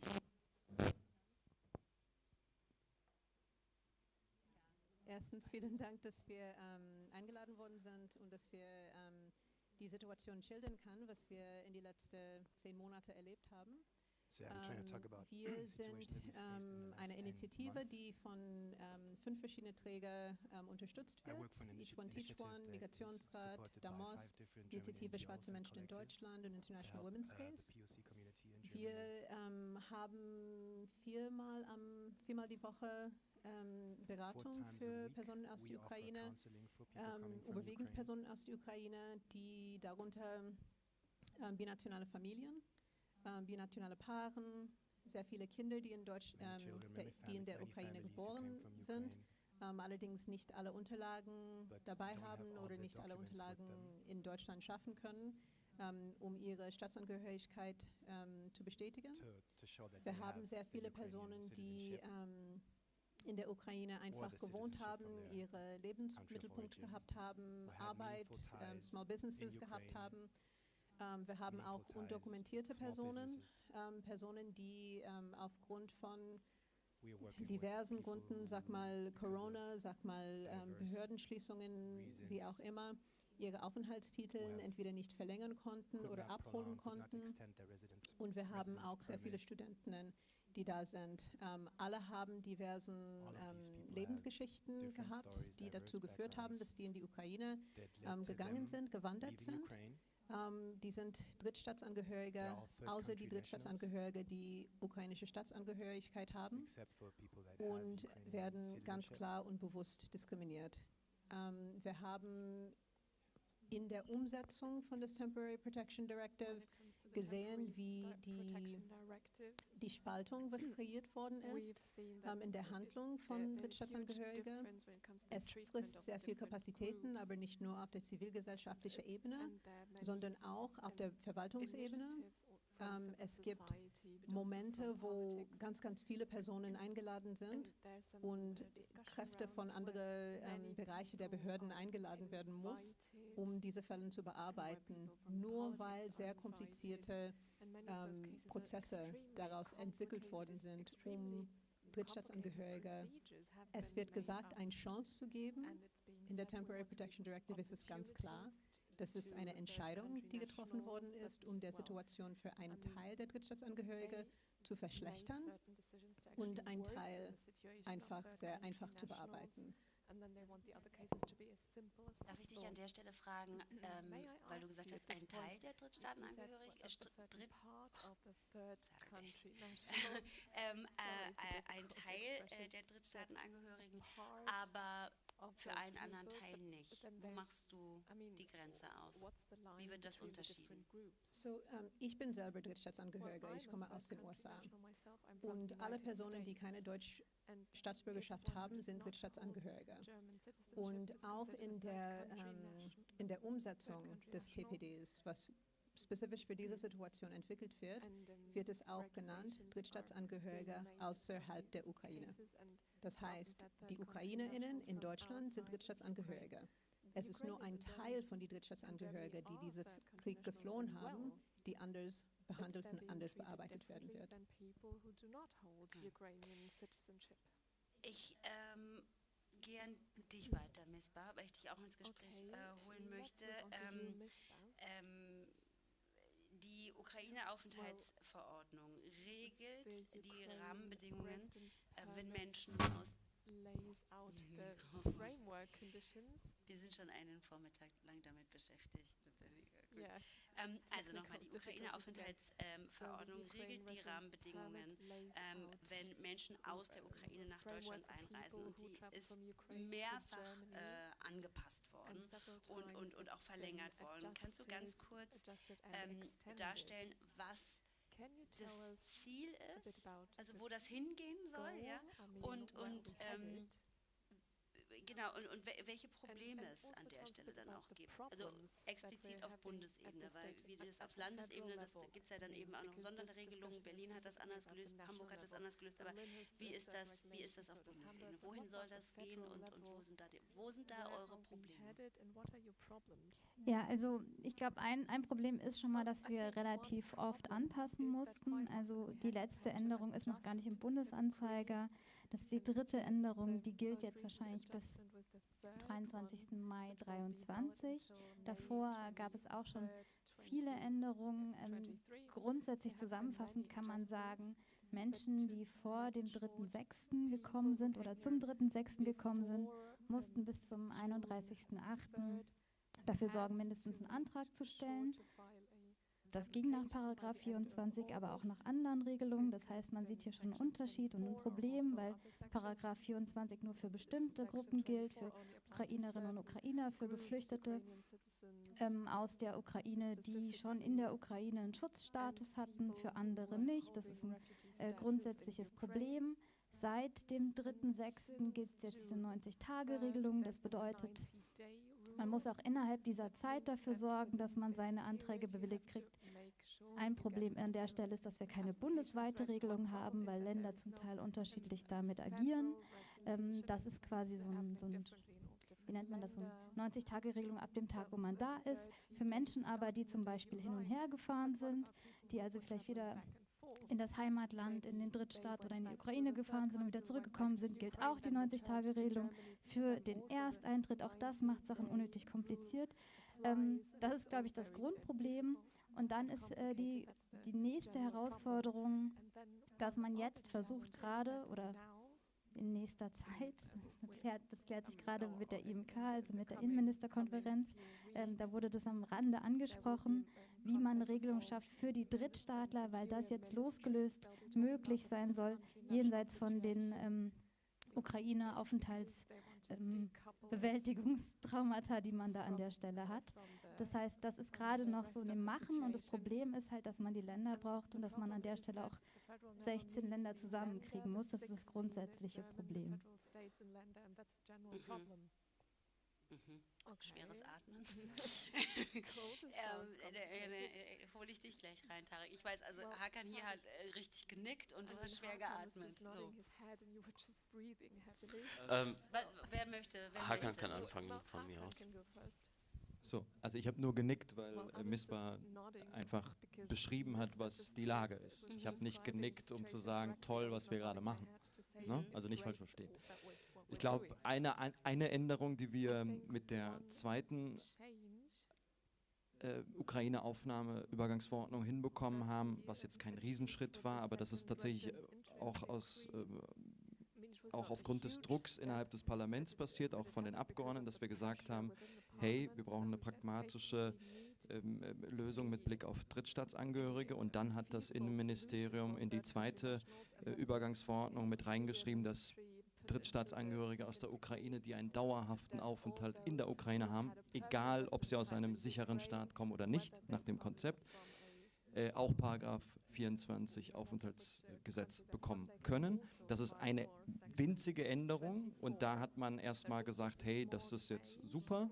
Ich weiß bis heute nicht, wie viele Menschen eigentlich jetzt von diesem Zusatz profitieren, aber da sind wir ein bisschen weiter gegangen, als was in der Massenzustromrichtlinie vorgesehen ist. Mein Punkt ist, und ich setze mich auch mit Misbah zusammen, seit dem 24. Februar dafür ein, dass alle Menschen, die aus der Ukraine geflohen sind, die ihren Lebensmittelpunkt in der Ukraine hatten, Paragraph 24 Aufenthaltsgesetz bekommen. So, da setzen wir uns im Innenausschuss für ein, da setze ich mich in der Innenarbeitsgruppe der SPD-Bundestagsfraktion ein. Wir sind aber, und das muss ich zugeben, wir sind noch nicht so weit, dass wir da über alle 3 Fraktionen, also Grüne, FDP, SPD, jetzt zu einer Regelung gekommen sind, wo wir sagen, so, wir sind gemeinsam jetzt für diesen Schritt. Aber dafür kämpfen wir und deshalb bin ich auch dankbar, dass ich auch hier eingeladen worden bin, weil das wichtig ist, dass wir im Austausch sind. Aber an uns beiden liegt es gerade nicht. Wir müssen aber immer wieder überlegen, auch mit der Zivilgesellschaft, wie kriegen wir es hin, dass die FDP mit uns zusammen jetzt diesen Schritt weitergeht und sagt, für diese 10.000 Menschen ein bisschen mehr, lasst doch die Möglichkeit schaffen, dass sie auch hier einfach ganz pragmatisch hier bleiben können. Und dann kann man ja nicht parallel sagen, wir wollen ein Fachkräfteeinwanderungsgesetz, aber wollen dann die Drittstaatsangehörigen aus der Ukraine teilweise aus dem Land haben. Das ist einfach verrückt und das sehen wir auch so. Und deshalb bin ich jemand, der auf jeden Fall dieses Anliegen unterstützt. Ich bin auch froh, dass Bremen, Hamburg und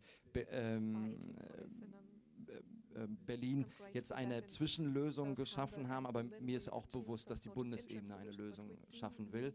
Ich weiß aber noch nicht, wie man das strategisch so gut macht, dass wir jetzt zum Beispiel Ende des Jahres oder Anfang des nächsten Jahres eine Lösung haben. Wir haben einen Schritt, dann höre ich auf. Nächste Woche haben wir im Bundestag einen Antrag, ist kein Gesetz, es ist ein Antrag, getragen von Grüne, FDP und SPD, wo wir auch die Drittstaatsangehörigen aus der Ukraine in diesem Antrag drin haben, wo drin stehen wird, dass wir auch da nochmal die Bundesregierung auffordern, weil wir sind ja ParlamentarierInnen, nicht die Bundesregierung, indem wir sie auffordern, dass es für Drittstaatsangehörige ähnliche Regelungen gibt wie für alle anderen. Das ist ein kleiner Schritt nach vorne. Dazu ergänzen und dann würde ich gerne Tarek hören. Ja, ich glaube, ein grundsätzliches Problem oder ein Hebel, den man haben kann, ist auch die Frage von Spurwechsel, in Anführungszeichen. Das heißt, den Aufenthaltszweck auch einfach wechseln zu können. Da gibt es jetzt quasi 2 theoretische Hebel, wo das funktionieren könnte, einfach mal praktisch realpolitisch zu werden. Das erste ist, wir sind gerade im ersten Quartal 23 dabei, das 2. Migrationspaket zu beschließen. Das hat unterschiedliche Migrations- und asylpolitische Fragen, also Duldung Leid wird abgeschafft zum Beispiel, Arbeitsrecht für unterschiedliche Geflüchtete soll möglich sein und da könnte man das anhaken. Das heißt, es wäre eine Option zu sagen, wenn es einfacher ist, den Spurwechsel zu machen, ist es auch für Drittstaatler, die gerade noch hier sind, möglich, dann einfach über eine andere Schiene schneller vielleicht hier bleiben zu können. Und der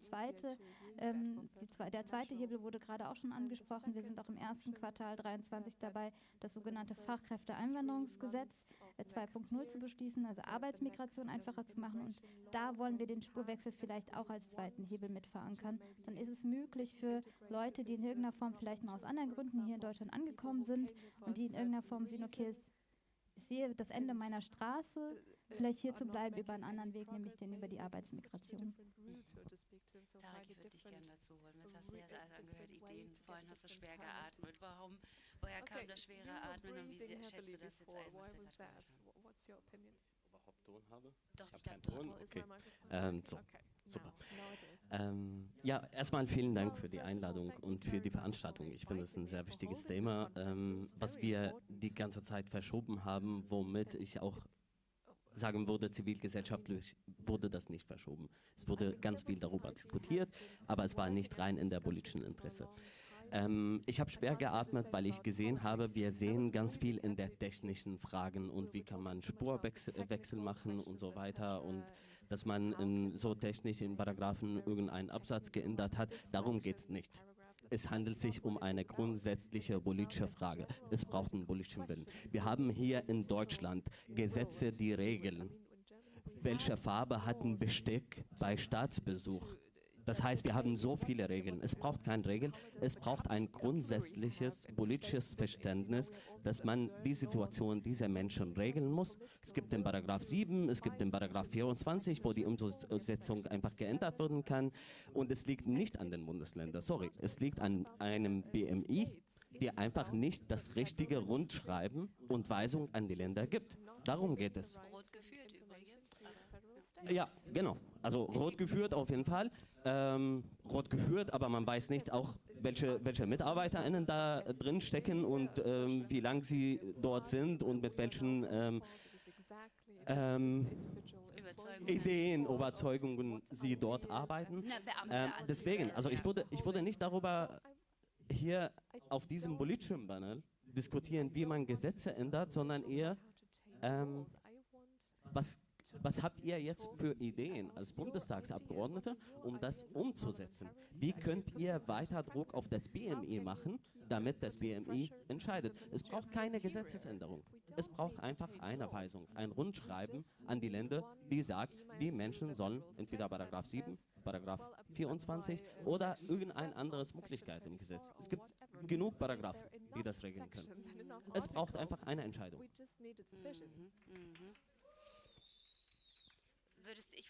Wir holen euch gleich dazu als Panel, aber ich wollte euch nochmal die Möglichkeit geben, zu antworten. Also ist es, was Tarek sagt, ist, es fehlt der Druck, es fehlt auch der Druck aus dem Parlament und es fehlt auch ein Stück weit parlamentarischer, also nicht parlamentarischer Willen, es fehlt ein Stück politischer Willen, die Gesetze und die Verordnungen, die es schon gibt, einfach dann auch zu implementieren oder die auch auf diese Situation anzupassen.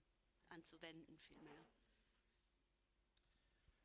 Also ja, der Druck fehlt und ich habe ja gerade gesagt, zum Beispiel eine Sache, die ich jetzt mitgemacht habe, ist dieser Antrag, der nächste Woche mit in den Bundestag, also es wird besprochen im Bundestag, wo wir die Bundesregierung aufrufen werden, auch für Drittstaatsangehörige eine pragmatische Lösung zu finden und das Problem wird da auch skizziert, wie wir das jetzt hier gerade auch machen. Das ist halt ein Druck. Ich kann auch nicht niemanden zwingen. Ich bin Abgeordneter, einer von 206 bei mir in der Fraktion. Wir sind eine größere Fraktion. Aber ich kann immer wieder auf die Fraktionsspitze zugehen, was ich jetzt auch wieder machen werde und immer wieder das schildern, dass das ein Riesenproblem ist. In also es ist ein Riesenproblem für die Person selbst. So. Ich will aber auch hier ganz offen sagen, um es mal zu differenzieren. Wir können sagen, BMI und da haben sie das und das nicht gemacht. Ich will aber nur einmal klar machen, es ist ja nicht so, dass wir im Migrations- und Integrationsbereich sonst nichts machen. Ich will einfach nur kurz aufzählen, Chancenaufenthaltsrecht, Fachkräfteeinwanderungsgesetz. Das hat jetzt mit dem Thema im Speziellen nichts zu tun. Aber ich will nur sagen, dass das die Themen gerade sind, die, ich weiß nicht warum, aber viel weiter auf der Agenda sind, genau wie Einbürgerungsrecht, dass man nach 5 Jahren und nicht nach 8 Jahren zum Beispiel Deutscher oder Deutsche werden kann, also deutschen Pass bekommen kann. Das sind also die Themen, die hochgespült sind, auf der Agenda ganz oben sind. Und deshalb sage ich auch hier ganz offen, natürlich muss man immer wieder dieses Thema mit hochziehen und sagen, wir besprechen jetzt dieses Thema nochmal. Wir ziehen es nochmal rein und nächste Woche wird das jetzt passieren. Das hat jetzt mit der Veranstaltung an sich noch nicht so viel zu tun, aber es wird nächste Woche da sein und ich nehme ja hier auch die Energie und die Geschichten mit, wo ich sage, Hakan und Misbah, wir müssen jetzt das auch nochmal wieder reinbringen. Das ist das, was wir als Abgeordnete machen können. Es ist nicht so, dass ich jetzt, also da bin ich nicht. Ich bin nicht der Fraktionsvorsitzende, ich bin nicht der Innenminister. Ich kann nicht einfach entscheiden, morgen machen wir das so und so. Aber die anderen Schritte, die ich jetzt gerade genannt habe, die machen wir auch. Das ist vielleicht nicht in der Presse. Ne? Ich habe jetzt kein Spiegel-Interview, wo ich sage, ich mache das und es interessiert sich vielleicht auch die Medien dafür jetzt nicht. Aber im Hintergrund machen wir diese Schritte und hoffe, dass das dann halt auch wirkt. Und solche Veranstaltungen bringen auch natürlich das immer wieder auf die Agenda. Es ist natürlich jetzt auch ein bisschen unglücklich, dass gerade 2 VertreterInnen hier sitzen, die sich ja schon engagieren, die ja schon wollen und die sich dem Gespräch stellen. Und trotzdem denke ich dann ein bisschen, naja, you have to take the heat. Ein bisschen auch, ne? Comes with the job. Aber bitte, Misbah, gerne. Das ist völlig okay. Ich glaube, dafür werden wir auch bezahlt. Das ist Teil der Jobbeschreibung, auch nochmal Kritik anhören zu müssen und ertragen zu müssen, ist völlig legitim.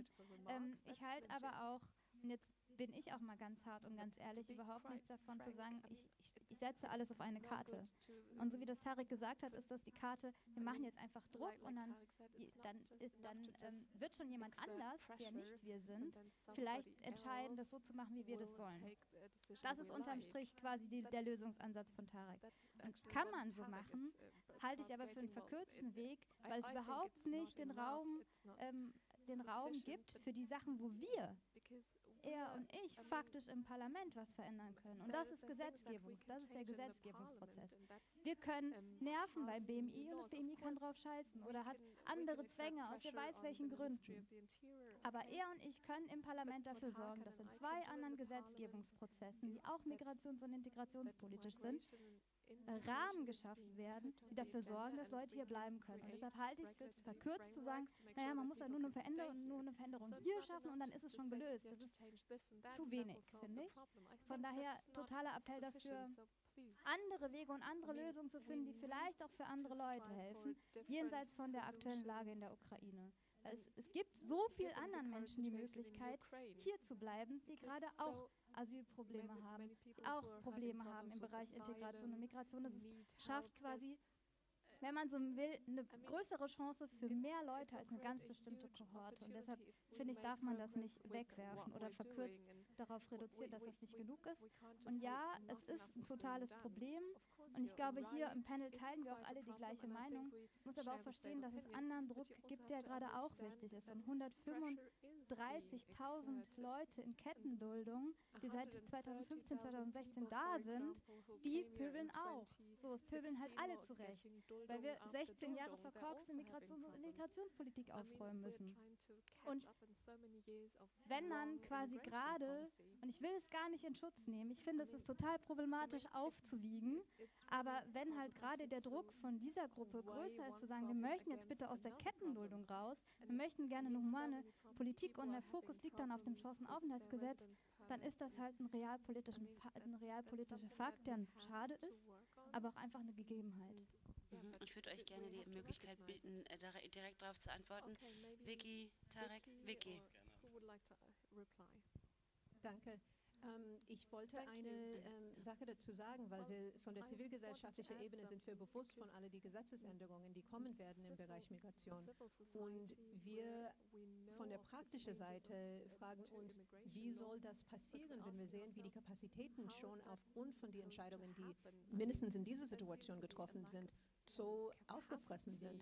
Wir gucken leidende Mitarbeitenden der verschiedenen Behörden, für Lehr vor allem, LAF vor allem, wie die mit dieser Situation rumharren, weil die können nicht das umsetzen, wie das am praktischsten sein würde. Wo soll die Arbeitskräfte kommen? Wo werden die Kapazitäten kommen, wenn einfache Entscheidungen für die Implementation nicht geschaffen werden? Paragraph 24 für alle würde bedeuten, dass Kapazitäten freigegeben werden, dass dann auf die anderen Sachen, die Umsetzung dann wirklich fokussiert werden kann. Ich habe Angst, dass wenn die Entscheidungen kommen, dass die Gesetzesänderungen für die Fachkräfte, die Gesetzesänderungen für die Einbürgerung, die Gesetzesänderung für alle möglichen Änderungen kommen, dass es einfach keine Kapazitäten gibt. Warum? Weil wir uns im Kreisen drehen von einer Situation, der wirklich nur Paint by Numbers ist. Das ist ganz klar. Wir können das natürlich verbessern, im Sinne von, wir schützen unsere Arbeitskräfte auf der Verwaltungsebene, wir schützen unsere zivilgesellschaftlichen Engagierten auf der bürgerlichen Ebene und schaffen ganz simple Regelungen, der einfach zu umsetzen sind. Weil im Moment sehe ich nicht, wo wir die Kapazitäten finden werden. Ja, sie hat alles gesagt, wirklich, aber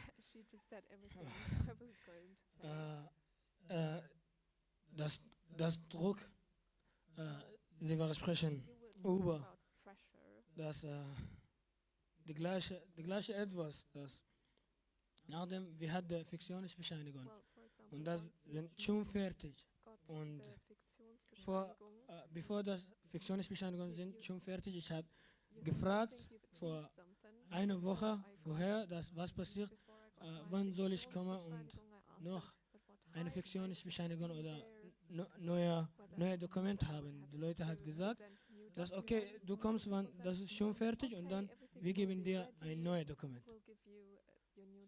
Ich habe gesagt, okay, ja, herzlichen Dank, ich freue mich. Meine Bewegung war schon fertig und ich hatte nach der Ausländerbehörde gegangen. Dann ich hatte der Abschiebungspapier. Obwohl ich hatte ein Papier von Bescheinigung von der Schule, dass ich lerne Deutsch, Papier von der Uni, dass wenn ich B2 habe, wenn ich B1 habe, ich kann in der Uni weiter bis die C1 in der Uni lernen, ja, die Sprache lernen. Aber ich brauche ein Aufenthaltserlaubnis über die Artikel oder die Gesetze 24. Und das Idee ist, dass jeden Tag wir lernen neue etwas, jeden Tag. Und das bedeutet, dass wir leben noch. Und es gibt ja, der erste Artikel von den deutschen Gesetzen, die Würde des Menschen ist unantastbar. Und wenn ich hat das gelernt, hat gesagt, okay, das ist sehr schön, ich interessiere mich wirklich, warum wir haben das nicht in unserem Land. Der meisten Land, das wir kommen aus, wir haben Diktatur, keine Demokratie. Zum Beispiel mein Land Sudan, wir hatten einen Präsident vor 30 Jahren. 30 Jahre. Diktatur und bis jetzt, es gibt 3 Jahre, dass wir haben keine Präsident.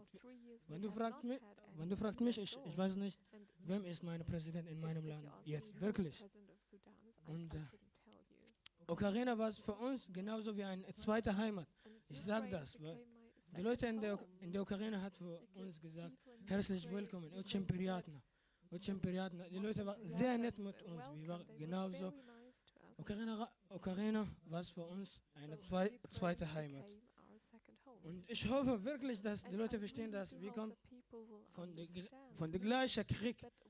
Von der gleichen Krieg, wir waren nicht in einem Urlaub. Es gibt keinen Urlaub vor 4 Jahren oder 5 Jahren oder 6 Jahren. Das war ein anderes Leben. Was man sagt auch, man sagt, ein neues Leben ist ein neues Leben. Dann ich sage auch, eine neue Sprache ist auch ein neues Leben. Und was kann ich auch sagen, ja? Der Druck, dass wir haben gesehen, ich spreche nicht nur über mich, über alle Leute. Der Druck, das wir haben gesehen und nach der Abschiebung, wie unsere Leute, liebe Leute, sehen uns das. Weil ich spreche mit meinen lieben Leuten und ich sage, dass ich hatte eine Abschiebung. Dann die Leute, warum? Die Leute weinen. Und wenn ich sehe diesen Moment, dass die Leute sind sehr traurig vor was passiert mit uns und ich denke, warum das nur mit uns? Wie geht es das? Ist das immer so? Vielleicht, wir sind ein Fehler, warum? Ja. Warum? Und es gibt viele Antworten, aber ich finde das, ja, aber wir stehen immer noch, wir lernen noch und nur sag mal, was können wir machen für unseren Traum, dass wir können eine besser Leben haben. Ja, das ist sehr wichtig. Das ist sehr wichtig. Wir lernen noch. Ich freue mich. Alles, was jeden Tag ich lerne, jeden neue Information für mich, das eine neue Lektion. Und ich interessiere mich. Und das ist sehr wichtig, was passiert mit uns. Ich kenne viele Menschen, das auch sind besser als mir. Mit viel Druck. Und natürlich 100%, wir essen nicht genauso wie die anderen Leute. Wir essen nicht genauso. Wir schlafen nicht genauso wie die anderen Leute, weil, ja, so sagen sie uns, ich sage das. Das kommt von meinem Herz. So sagen sie uns. Ich sehe das in der Straße jetzt. Ich habe das gelernt. Und diese Lektion, etwas, das ich habe diese Jahre gelernt, dass schwer etwas Ich kann nicht diese Lektion mit Geld kaufen. Es gibt keine Ausbildung für das. Das ist nur Druck. Ich hoffe, das geht gut am Ende. Herzlichen Dank. Tarek, du wolltest direkt darauf antworten und dann weiß ich, dass ich noch Wortmeldungen hier im Publikum hatte. Ja.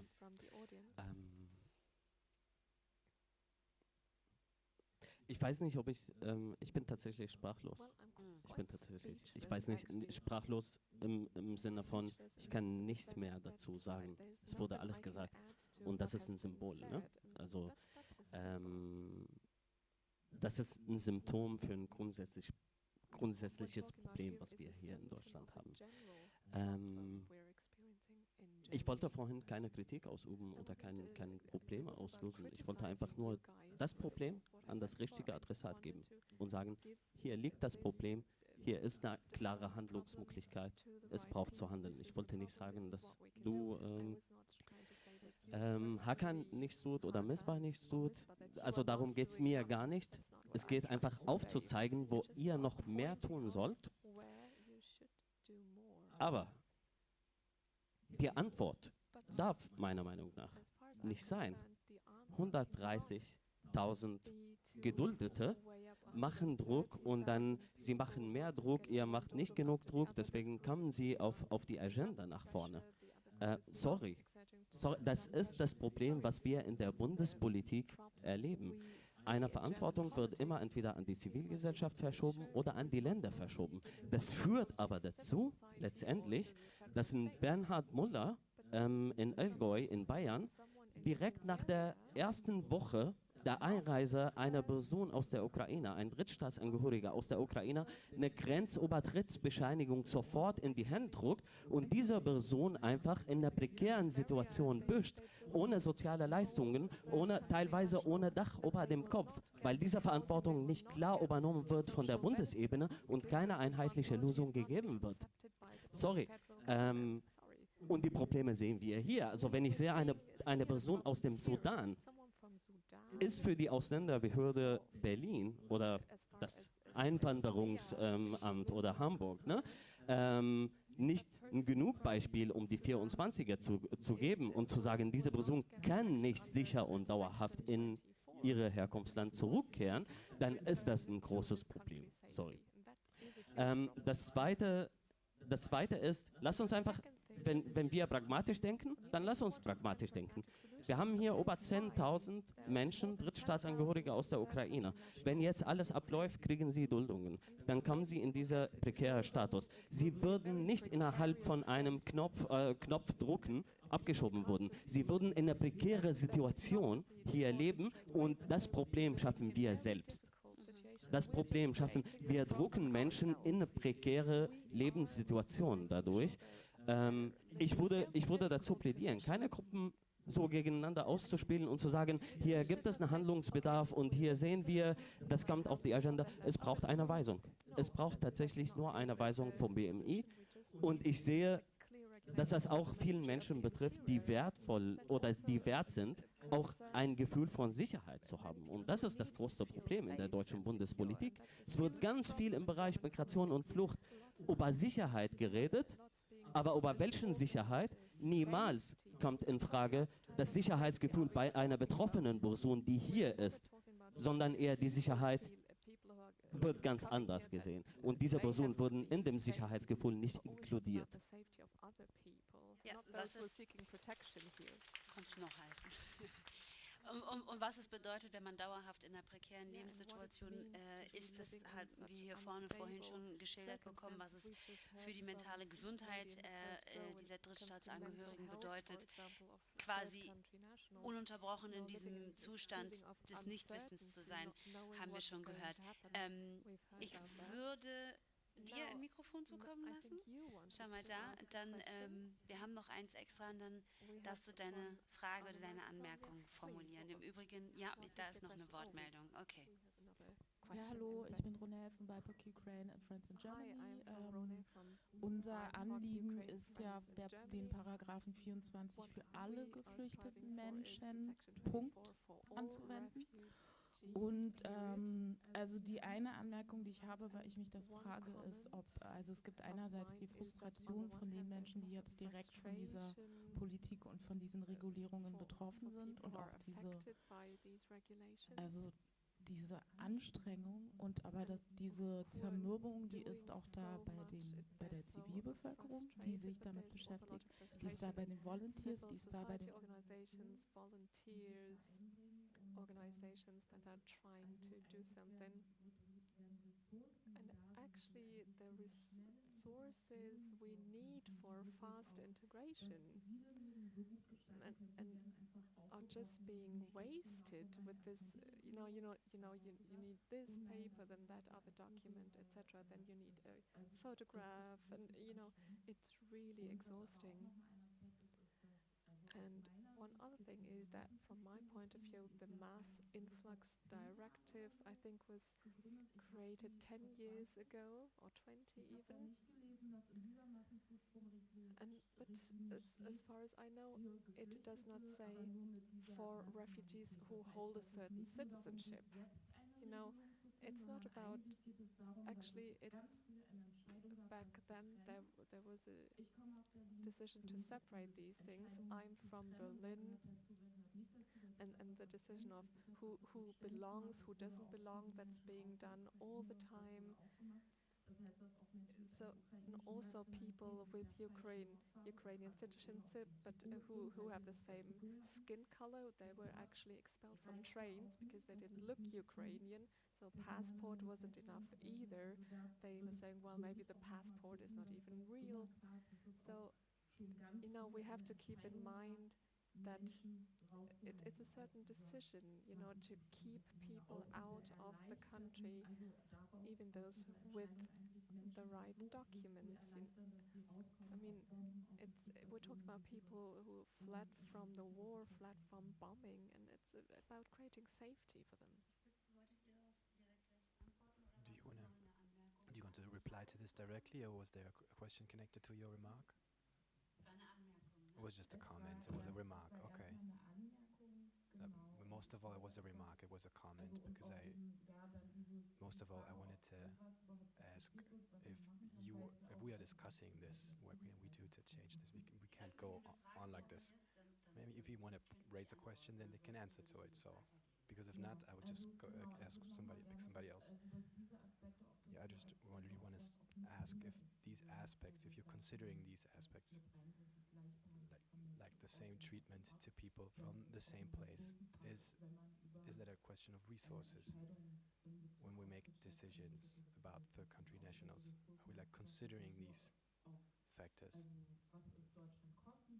Not just ask what it would cost Germany, what it has to do with authorities, but what would it really cost to do it this way and so complicated for authorities, for offices, for civil society, and for everyone who is working voluntarily. You want to answer to this? Want to add something to this? Okay, I'll pass you the mic. To Vicky. I just wanted to add, because now we're seeing that was the status quo in the beginning. It's still like this, but now we have the situation of, for example, we have a client who was rejected in Hamburg, even though her case was pretty clear in her sense.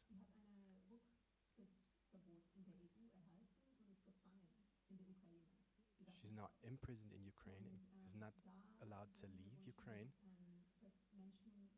And there we would like that people would not be rejected from Germany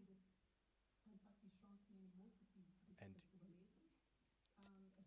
deny them the chance to leave Ukraine, and to find a regulation for cases like this one, like really correct administrative errors in section 24 and that these that there are no cases like this, that people are being rejected from Germany and then imprisoned in a certain place. I want to add to into this, the story of that person just shows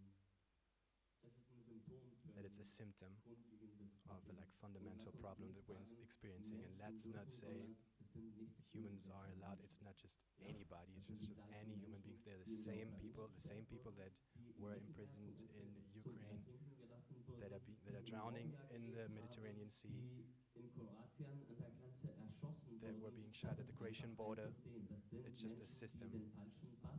And those are people that within the system just don't have the right passport, don't have the right skin color, and it's not their fault, but Europe is making it their fault if they don't help them. And this is racism. That's just racism, sorry.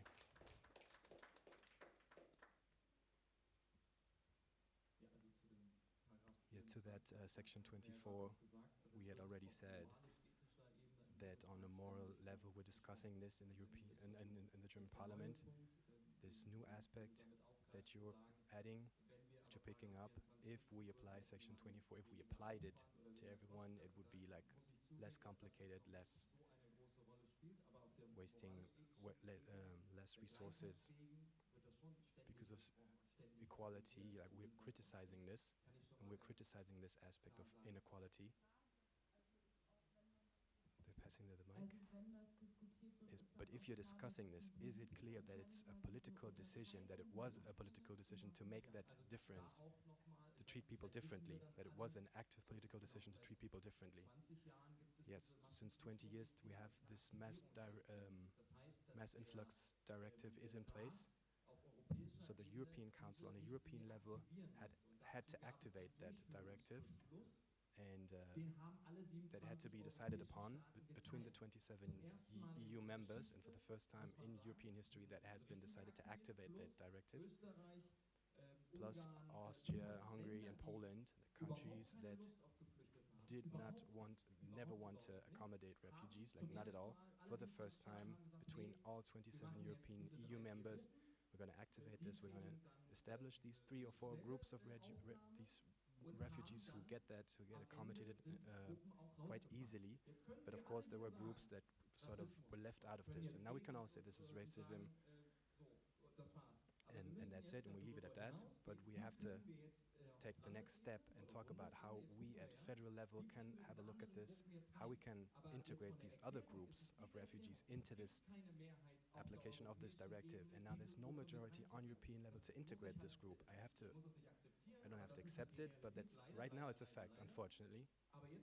But now I have to think about, it's not enough to say it's racism, it's not enough to say this and that is not working. So every day we have to think about the next steps, about how we can change that. And that's when I say, I'm not saying civil society has to do it alone, I'm not saying the federal government policy has to do it alone, we all have to do it together some way. And the reality is that right now and I'm just describing this, I'm not saying it's good or bad. The reality right now in German politics is that all these other topics that we have been addressing, all these other topics, we're like dealing with them first.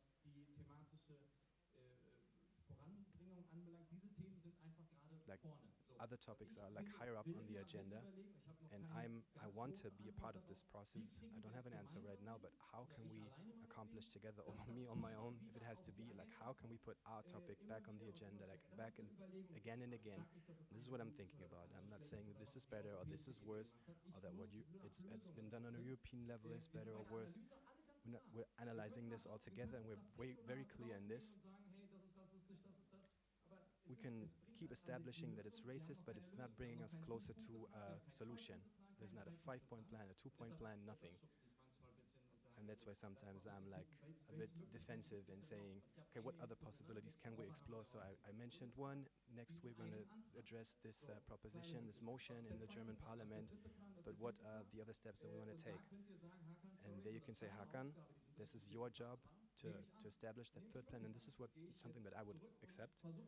Yes, I'll go back and I'll push for these other plans, but we're also in touch with these voluntary groups here, with these NGOs, and I want to listen to what they say to me. Like, Hakan, let's organize a demonstration with 30,000 people. Can you support us? Can we get together? We need that. We need that support from the civil society. I haven't invented the system like this, so we need civil support, unfortunately. Just wanted to add to this because I saw some people raising their hands and we really want to hear you. But of course, you're right. We have to think further and have to talk about these other points. But still, I think it's important that we keep going back to this point where we just describe the problem and just state it like it is and just establish that it's not just due to some administrative reason, it's just racist. And I think we have to keep going back to that point and keep going back to establishing this, that it's just racist. So we have to keep going back to this recognition. I think, yes, we have said it all. It's structural racism. We also established that it's a European problem. But I think one hope that I have is that for the first time this mass influx directive has been activated and for the first time we have been used it. There's 1 million people who fled from Ukraine here in Germany. And in difference to what had happened in 2015 and 2016 to people from Syria, now we will see that Germany is not going down because it accommodates people who had to flee from a war. So I hope we can recognize that even though a lot of people came, like 1 million people coming from Ukraine, to see that it was worth for something. Accommodating them was worth something. Yes, it's tedious and it's difficult from an administrative standpoint, but one hope would there be that for the next time on a European level, let's try it again. And then maybe we cannot talk about who has what skin color or what eye color, but just talk about that it's people coming from a place of war. And that is a hope that I have. The second point that I want to address is that costs and benefits. I'm really fed up in the job that I have to do sometimes regarding to immigrations that we're always talking about costs and benefits when it comes to integration. Always about costs and benefits when it comes to integration. We always have to say Germany is depending, that we're reducing people to the benefit that they can bring to our country. And outside of what we're talking about sometimes on a structural level, I don't want to talk about costs and benefits in different areas. I want us to be aware of this because costs and benefits don't. It's difficult if we if we focus too much on costs and benefits when it comes to asking us why somebody comes to the country. And very important, what you said before, like mistakes in the authorities, but of course that's also due to bureaucracy in Germany. We have to wait for 3 months for some paper from Pakistan and India to brought to Germany. And 3 months later you realize that there's some stamp missing, then they send it back. Digitalization, I know it's a difficult topic, but I think digitalization could make it easier for authorities to work, and also on a personal level and financial level we need to establish resources, develop resources that can help us to handle these cases properly, where we really need them to work properly. So digitalization may seem a weird topic in this context, but I think it's something that could really change something. People are not overwhelmed by all the work they have to do, if they cannot even open a PDF. Okay, just like a short comment to this so we can also hear the others who raised their hands. Yeah, Misbah, I'm right with you that we don't have to talk just about costs and benefits, but I want to talk about costs and benefits in the context of German society because we're in contact with an organization that works for hospitals, and that in the corona crisis has seen how the hospital has been closed in the corona crisis. And if you think about that region in East Germany, where medical infrastructure and services are disappearing, where we can look at that level and say, yes, this immigration could be a solution for like against this disappearance of medical services and infrastructure, and where we can look for benefits for the future of that entire region, to show, like to establish model projects as to how integration could solve problems that we are facing here in some regions and areas in Germany, in some sectors like the medical sectors, and how that could also support how Germany could benefit from that situation and from a development like integration in these areas when you're missing skilled workers, and where also people coming from Ukraine could help improve situations that we're facing here. So my name is Madeleine Onkria. You can listen to her in English if it's okay for you. And my question is going to be centered around students, because 60% of people that fled the war from Ukraine are people that their families had to contribute money for them to leave their homes to go to Ukraine to study. Now, the Sustainable Development Goal number 4 aims at ensuring an inclusive and equitable education for all. Now, this knows no color. Now, we are here, students who fled the war from Ukraine, and it's so difficult for us to be integrated into the institutions here. But it's not the same for the Ukrainians. I want to understand, what exactly is the agreement between the federal government and the education sector and the institutions? Because clearly, the Ukrainians are not facing the same issues as us. So I want to know, is there anything in particular that was put in place to ensure that we also get into school, or it's just for the Ukrainians? I want to know this. And also, my second question is also about the fact that most students will get an appointment, they will get there and they will tell them to prove that they are fleeing the war from Ukraine. Now, most of these people are people that had valid documents in Ukraine before the war. Now, their documents have expired. They have proof, they have stamp from the borders of those countries they used into getting into Germany. Now, they will tell them to go to the embassy of Ukraine in Germany. I was there 4 times. They told me personally that the embassy doesn't have any affiliation with the immigration, so there is no way they can provide any proof to me that I was in Ukraine before the war. So in this case, what are we expected to do? What do we do in this particular kind of situation? So this is my question. Thank you. Who would like to answer to that question? Yeah, who would like to answer to that question? Okay. To the last point you made, Tag and I are aware of that. There's regulations about what people that regulate that a person has to go to an embassy or not. Right now, in the law, unfortunately, we're making a difference between Ukrainian citizens and third country nationals. We don't like that, but right now it's like that. But in the next immigration laws, and the changes to these laws, we have to change that and tell immigration offices to faster accept and give these and recognize that people cannot prove their residence situations, or their cannot show their papers, weil sie in der eritreischen Botschaft eine Reueerklärung abgeben müssen. Sie müssen sagen, ich bereue das, dass ich jetzt geflohen bin und so weiter. For people from Eritrea, for example, that the embassy said, you have to come to the embassy and say, I regret leaving my country. So, okay, people from Eritrea now don't have to do that anymore. We're trying to achieve something similar with Syrian people. And there's certain regulations what can be asked of people and what cannot be asked of people in the law. And we're considering that. We will probably not find a solution for this particular case, but we're keeping it in mind. And it has to apply to everyone in Germany.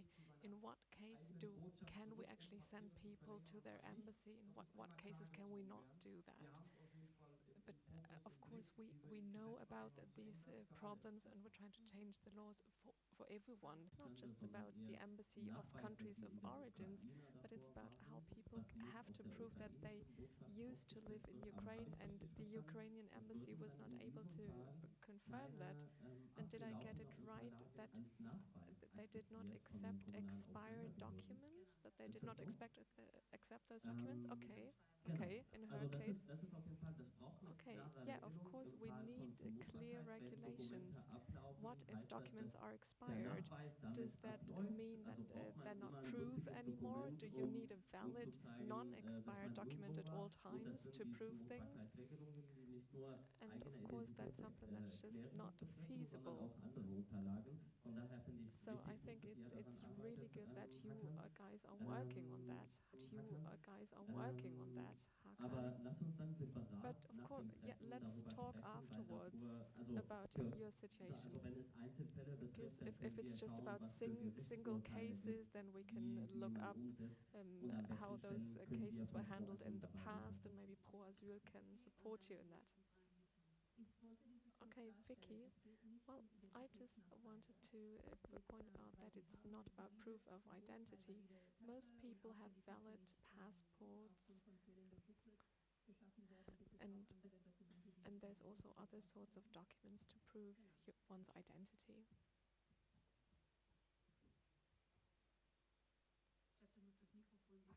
I think you need to pass on the mic. Okay.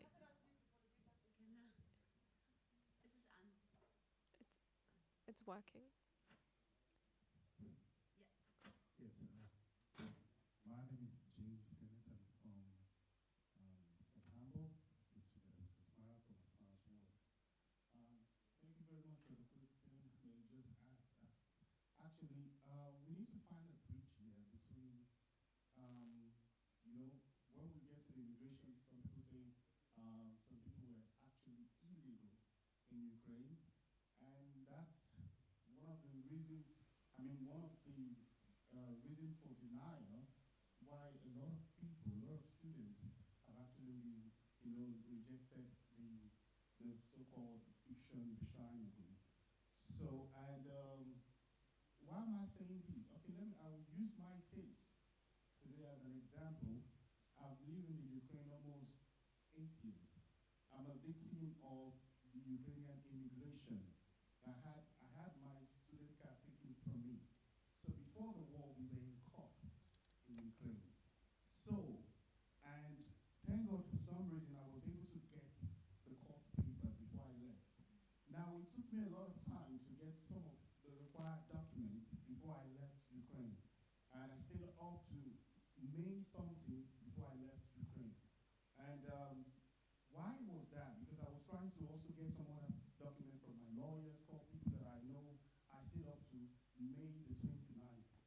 You know, even when some few meters away some buildings were bombed, you know, I managed to gather everything, left Ukraine, and we moved into Hungary and found our way here. Now, I want to say this, that when I went to the interview, when we went to the Hostler Behörde to get my paperwork done, it was quite unfortunate why the person interviewing me would say to me that I was illegal, I'm not allowed to be in Germany, I should get the hell out of Germany. And using all these comments, what comes into my mind is like, is this what democracy really is, or is this what human rights really is, or is this what we're supposed to be seeing, people who are fleeing war? Because knowing quite what the human right is and what you can get from a so-called first, world nations, but what you see is quite the opposite. So now, my question to the federal government is, how can we help such people? Because even before the war, there were people who were having some legal situation and they were working on it. And there were people who were living a house, they told me to provide what I was doing in Ukraine, job contract, this and all that. I had it all ready. I also said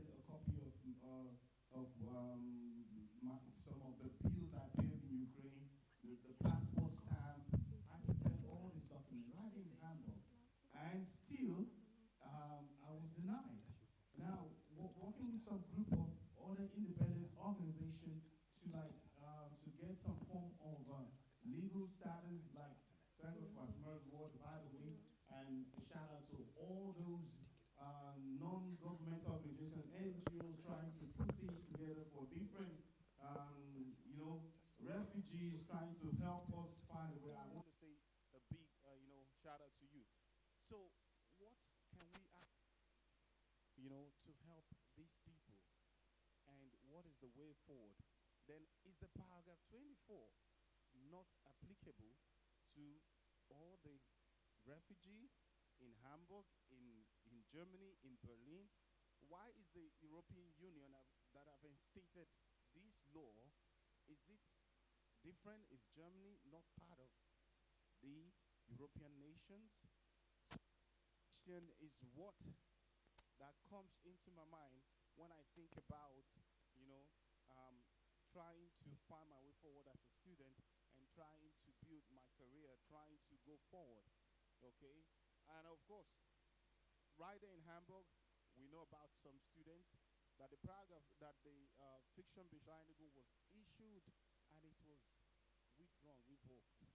They called the student later to say, you're not qualified for this, we're sorry. And such person was, it was revoked and they gave the person deportation. See? So what laws, what boundaries can the government offices do that?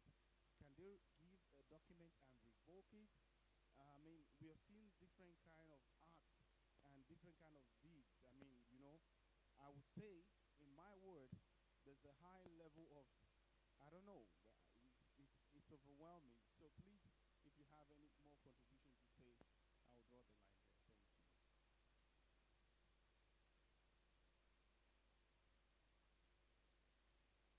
I will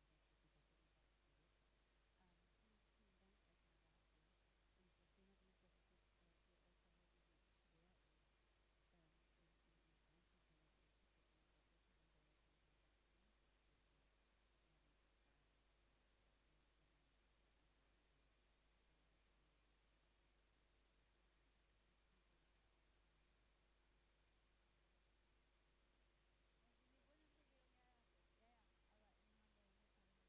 Like, okay. Yeah, thank you. There is many possibilities that federal government has to give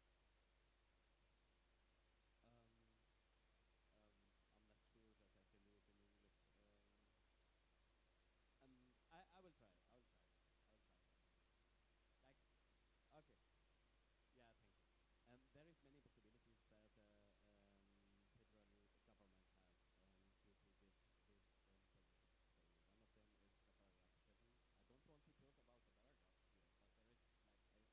to give the paragraph 22 point, 25.3 also. It's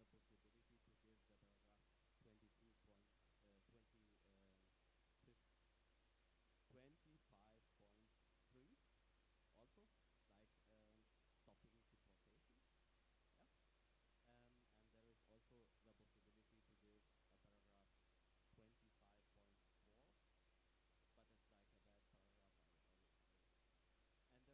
a bad paragraph.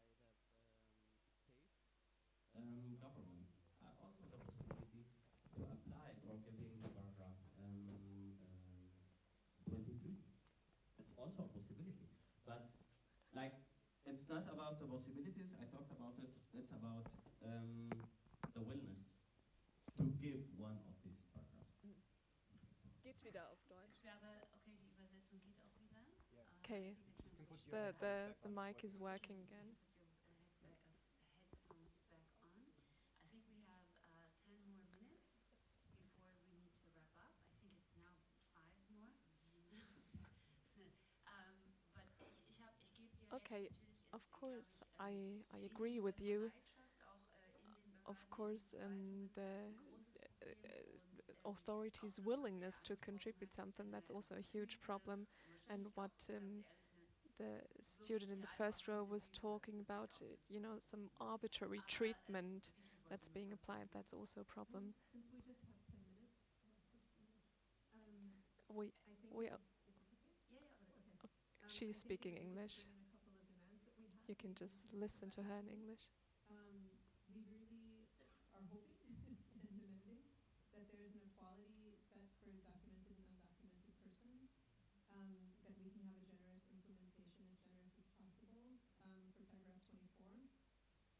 we need a protection mechanism for third country nationals living in Belarus and Russia, as well as the countries that are very close to Russia, because we're seeing a large influx starting to come out of those countries based on sanctions, based on treatment, and things like this. We need safe housing for people who experience multiple discriminations, as well as a bundesweite Unterbringung unabhängig von örtlicher Zuständigkeit. So a move away from the Residenzpflicht. It doesn't matter where you're getting processed, but people need a place to sleep, and the train station isn't it.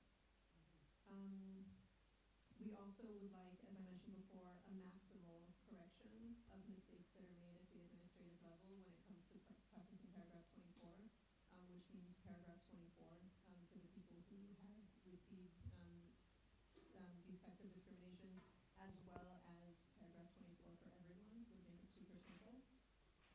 And we need Fiktionsbescheinigungen if we have no other choice under paragraph 24 Absatz 4, because there are a lot of people, students who need to go to Poland or other EU countries in order to be able to pick up school documents, their birth certificates, and the other documents that they take for university, as well as the parents of kids that were born in the Ukraine in order to get their documents processed. We don't want them to go, and we prefer that they don't risk their lives to be able to get these documents, but if Germany won't make any other kind of provision, they will go, whether or not we recommend it. And they are going. Yeah, exactly. We would like a Diskriminierungsverbot gegen Personen aus Iberien, Sudan, Marokko, Nigeria und Tunesien. Und solange diese Liste erweitert wird, wird unsere Forderung auch erweitert. And we want that when someone receives a Personenbefehlsbescheinigung or so, and they're coming from the Ukraine, dass es kein Rücktritts- oder Rückreiseverbot für Menschen, die in die Ukraine sind, geben. Und auch natürlich für Personen, die versuchen, ihre Studium- oder Arbeitszeugnisse anerkennen zu lassen. Das ist eine vorläufige Of course, for people who are trying to get their student, that while that their case is being processed, they need the right to work and study in Germany. There's more, but yeah. Tarek, ich möchte dir nur ganz kurz sagen, dass das Well, jetzt die finalen Tarek, these will be the final comments. We need to wrap it up. I know that there are many questions, but maybe you will get the chance to. Genau, es gibt ja noch im Anschluss I mean, afterwards, you know, you can still keep discussing. Well, what Hakan said about Eritrea, I really have to comment on that. People from Eritrea, it's only for people who are under subsidiary protection. And that's just my criticism. For every country, there are different regulations here in Germany. Some people from the same country are getting different types of permits, even though their condition is exactly the same. And it's only subsidiary protection. You know, from refugee status to subsidiary protection to permanent title, rejection. You know, it just doesn't make any sense. And I mean, you do work in the Bundestag. I mean, many migrants or people who are not being considered German.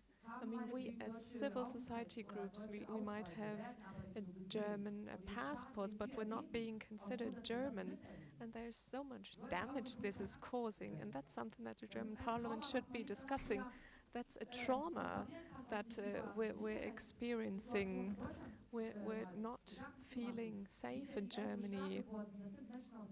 I mean, we're talking about people in Germany, from Germany. If we're talking about the safety of people, I mean, there's no surprise that some people are being radicalized because they're being instrumentalized by the wrong people because they're so desperate. You have to keep that in mind.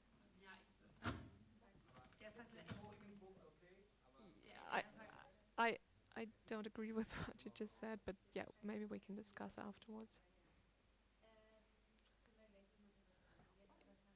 Now, Tarek, these will have to be the final comments. Well, of course, I mean, of course, the clear demand is 24 for all people from Ukraine. And when it comes to, Meine Bitte an I euch, mean, euch davor my einzusetzen, question, realistische my demand is Übergangsregelungen you need zu to haben. strive for Die realistic so interim wichtig ist die processes. Lösung aus Berlin. 6 Monate I mean, sind the realistisch nicht 6 months ausreichend für are Menschen, just not enough dass for sie einfach people to hochkomplexe tackle Voraussetzungen für highly Aufenthaltserlaubnisse complex zu erfüllen. Es braucht procedures. We wenigstens need at 2 Jahre least 2 Übergangsregelung, years, wenn man das at nicht least a meint. 2-year Und dann interim ist das solution. angelehnt mit der Fiktionsbescheinigung And angelehnt an den we 24er. need a Dazu Fiktionsbescheinigung noch according eine to Sache, die paragraph Beteiligung 24. von And also when it zivilgesellschaftlichen comes to the Organisationen an involvement die of civil Entwicklung society von organizations Anwendungshinweise and volunteers, für Gesetze, für Regelungen von and we BDI an kommunale need Ausländerbehörden, weil the wir haben diese Ausländerbehörde Praxiserfahrung to und wir know können am what the besten dazu regulations berichten, actually wie are, man das am and besten they need to anwendet listen und to wie us, man civil diese society Ermessensspielraum, die organizations, to meistens gegen tell them Betroffene what is benutzt being wird done in in den kommunalen practice, Behörden, what einfach the anders authorities are umsetzen. actually putting into practice and what they're not putting into practice. Thank you. Thank you, everyone. I think there's a high demand for discussion, actually. And we will still have time after this panel. It was so great to have the two of you here, to have everyone here. Thank you so much for coming. I think there's certainly other people, colleagues of ours, who should have been here much more than you two, actually. But thank you so much for coming. Thank you. Thank you for all the questions from the audience. And now there will still be room for discussion. Vicky, Mohammed Al-Fatah Al-Ahmad. I'm remembering your name. And Tarek. Thank you so much for being here. Thank you, everyone. Thank you, PXB. And there will be some... there will be one more performance from a great artist, Melanie, and there will be a short break.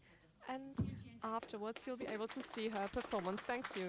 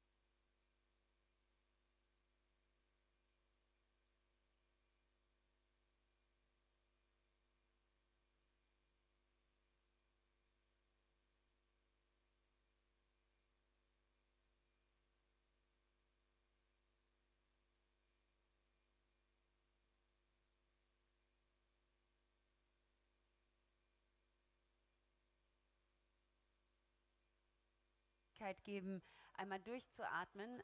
Aber ich finde, wir sollten...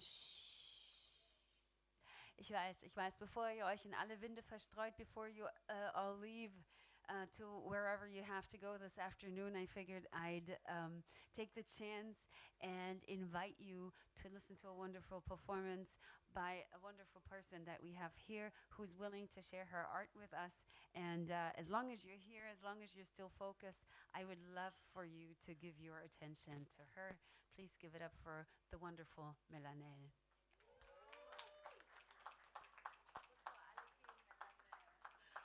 Thank you, thank you, thank you, thank you. Thank you also for the invite. I'm going to perform in German.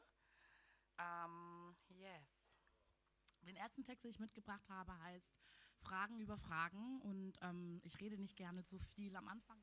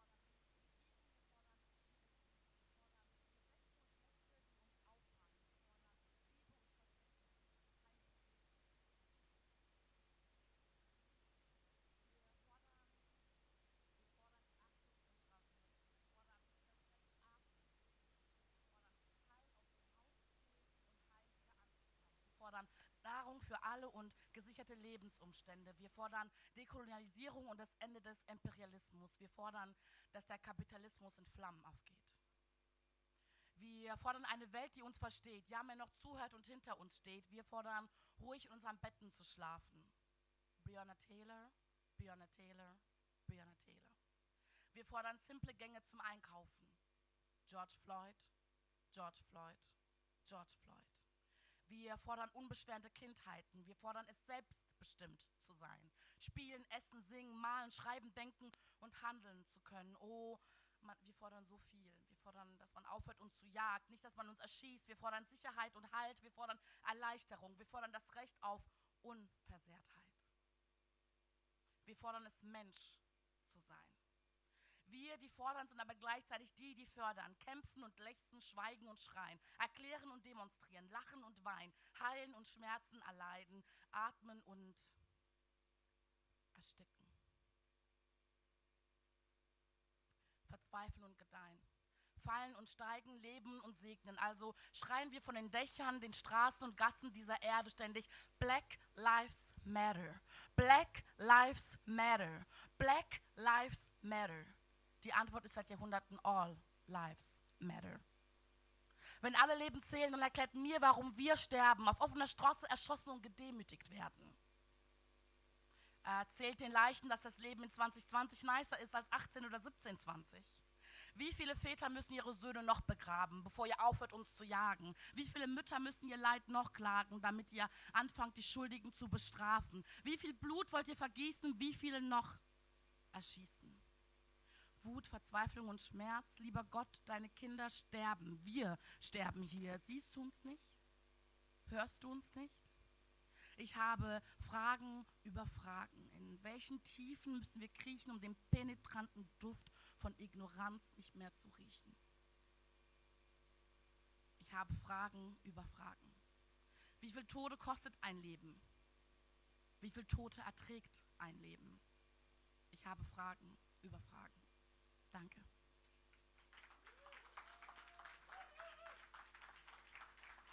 Dankeschön. Den zweiten Text, den ich mitgebracht habe, heißt: Ich bin ein Kind der Diaspora. Ich bin ein Kind der Diaspora. Was siehst du, wenn du in den Spiegel schaust? Was siehst du, wenn du in den Spiegel schaust? Ich sehe nichts. Ich sehe eine Hülle, eine unvollendete Form. Was siehst du, wenn du in den Spiegel schaust? Siehst du dich? Ich sehe nichts, nichts als Schmerz. Was siehst du, wenn du in den Spiegel schaust? Siehst du dich? Ich sehe Narben. Ich sehe Narben, die geschmückt sind mit verschiedenen Farben. Manche lang, manche kurz, manche nah, manche klar, manche wahr, manche verblassen. Was siehst du, wenn du in den Spiegel schaust? Ich sehe weder das eine noch das andere. Ich sehe nichts Halbes und nichts Ganzes. Gefällt dir, was du siehst? Erkennst du, was du bist? Erträgst du, was du bist? Luft, Luft, Luft. Ich ringe nach Luft. Herzschlag, Atemnot, Schweiß, Wasser, Dunkelheit, tiefschwarz, unerkannt. Luft, Luft, Luft. Ich ringe nach Luft. Herzschlag, Atemnot, Schweiß, Wasser, Dunkelheit, tiefschwarz, unbenannt. Luft, Luft, Luft. Ich ringe nach Luft. Herzschlag, Atemnot, Schweiß, Wasser, Dunkelheit, tiefschwarz, unbekannt. Ole sing Konya, hörst du mich? Ole Bomma, siehst du mich?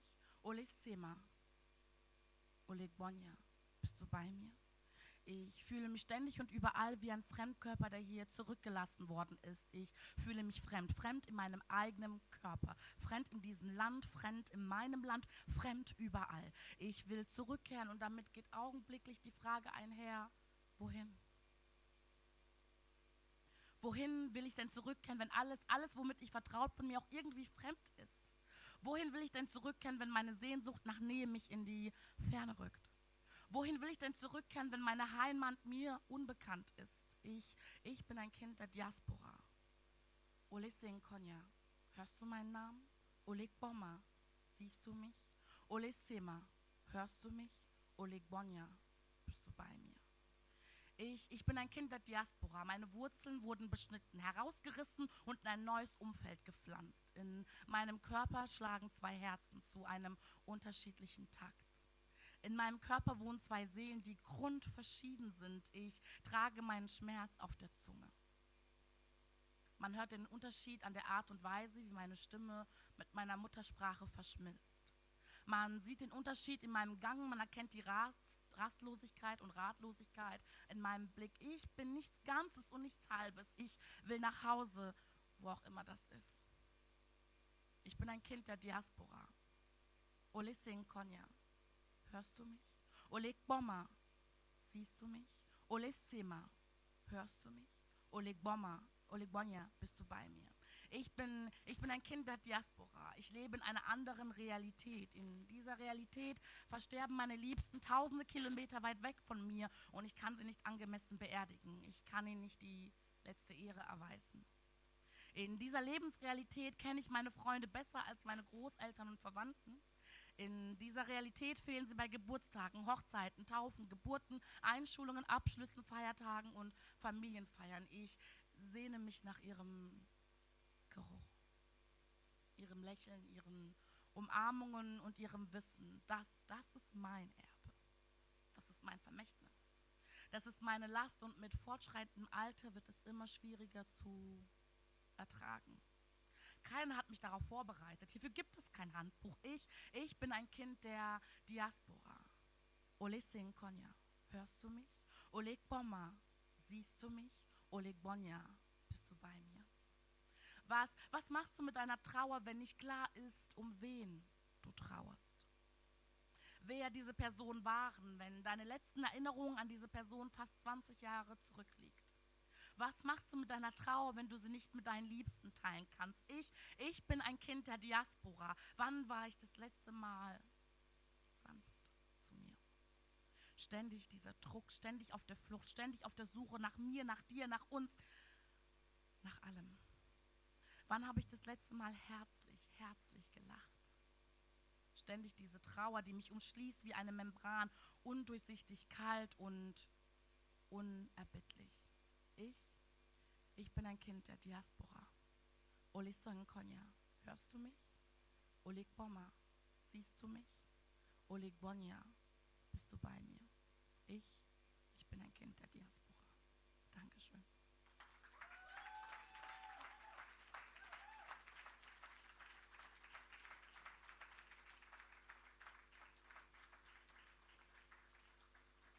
Ich würde gerne noch ganz kurz 2 Worte verlieren. Und zwar einmal mich bedanken für diese wundervolle Veranstaltung.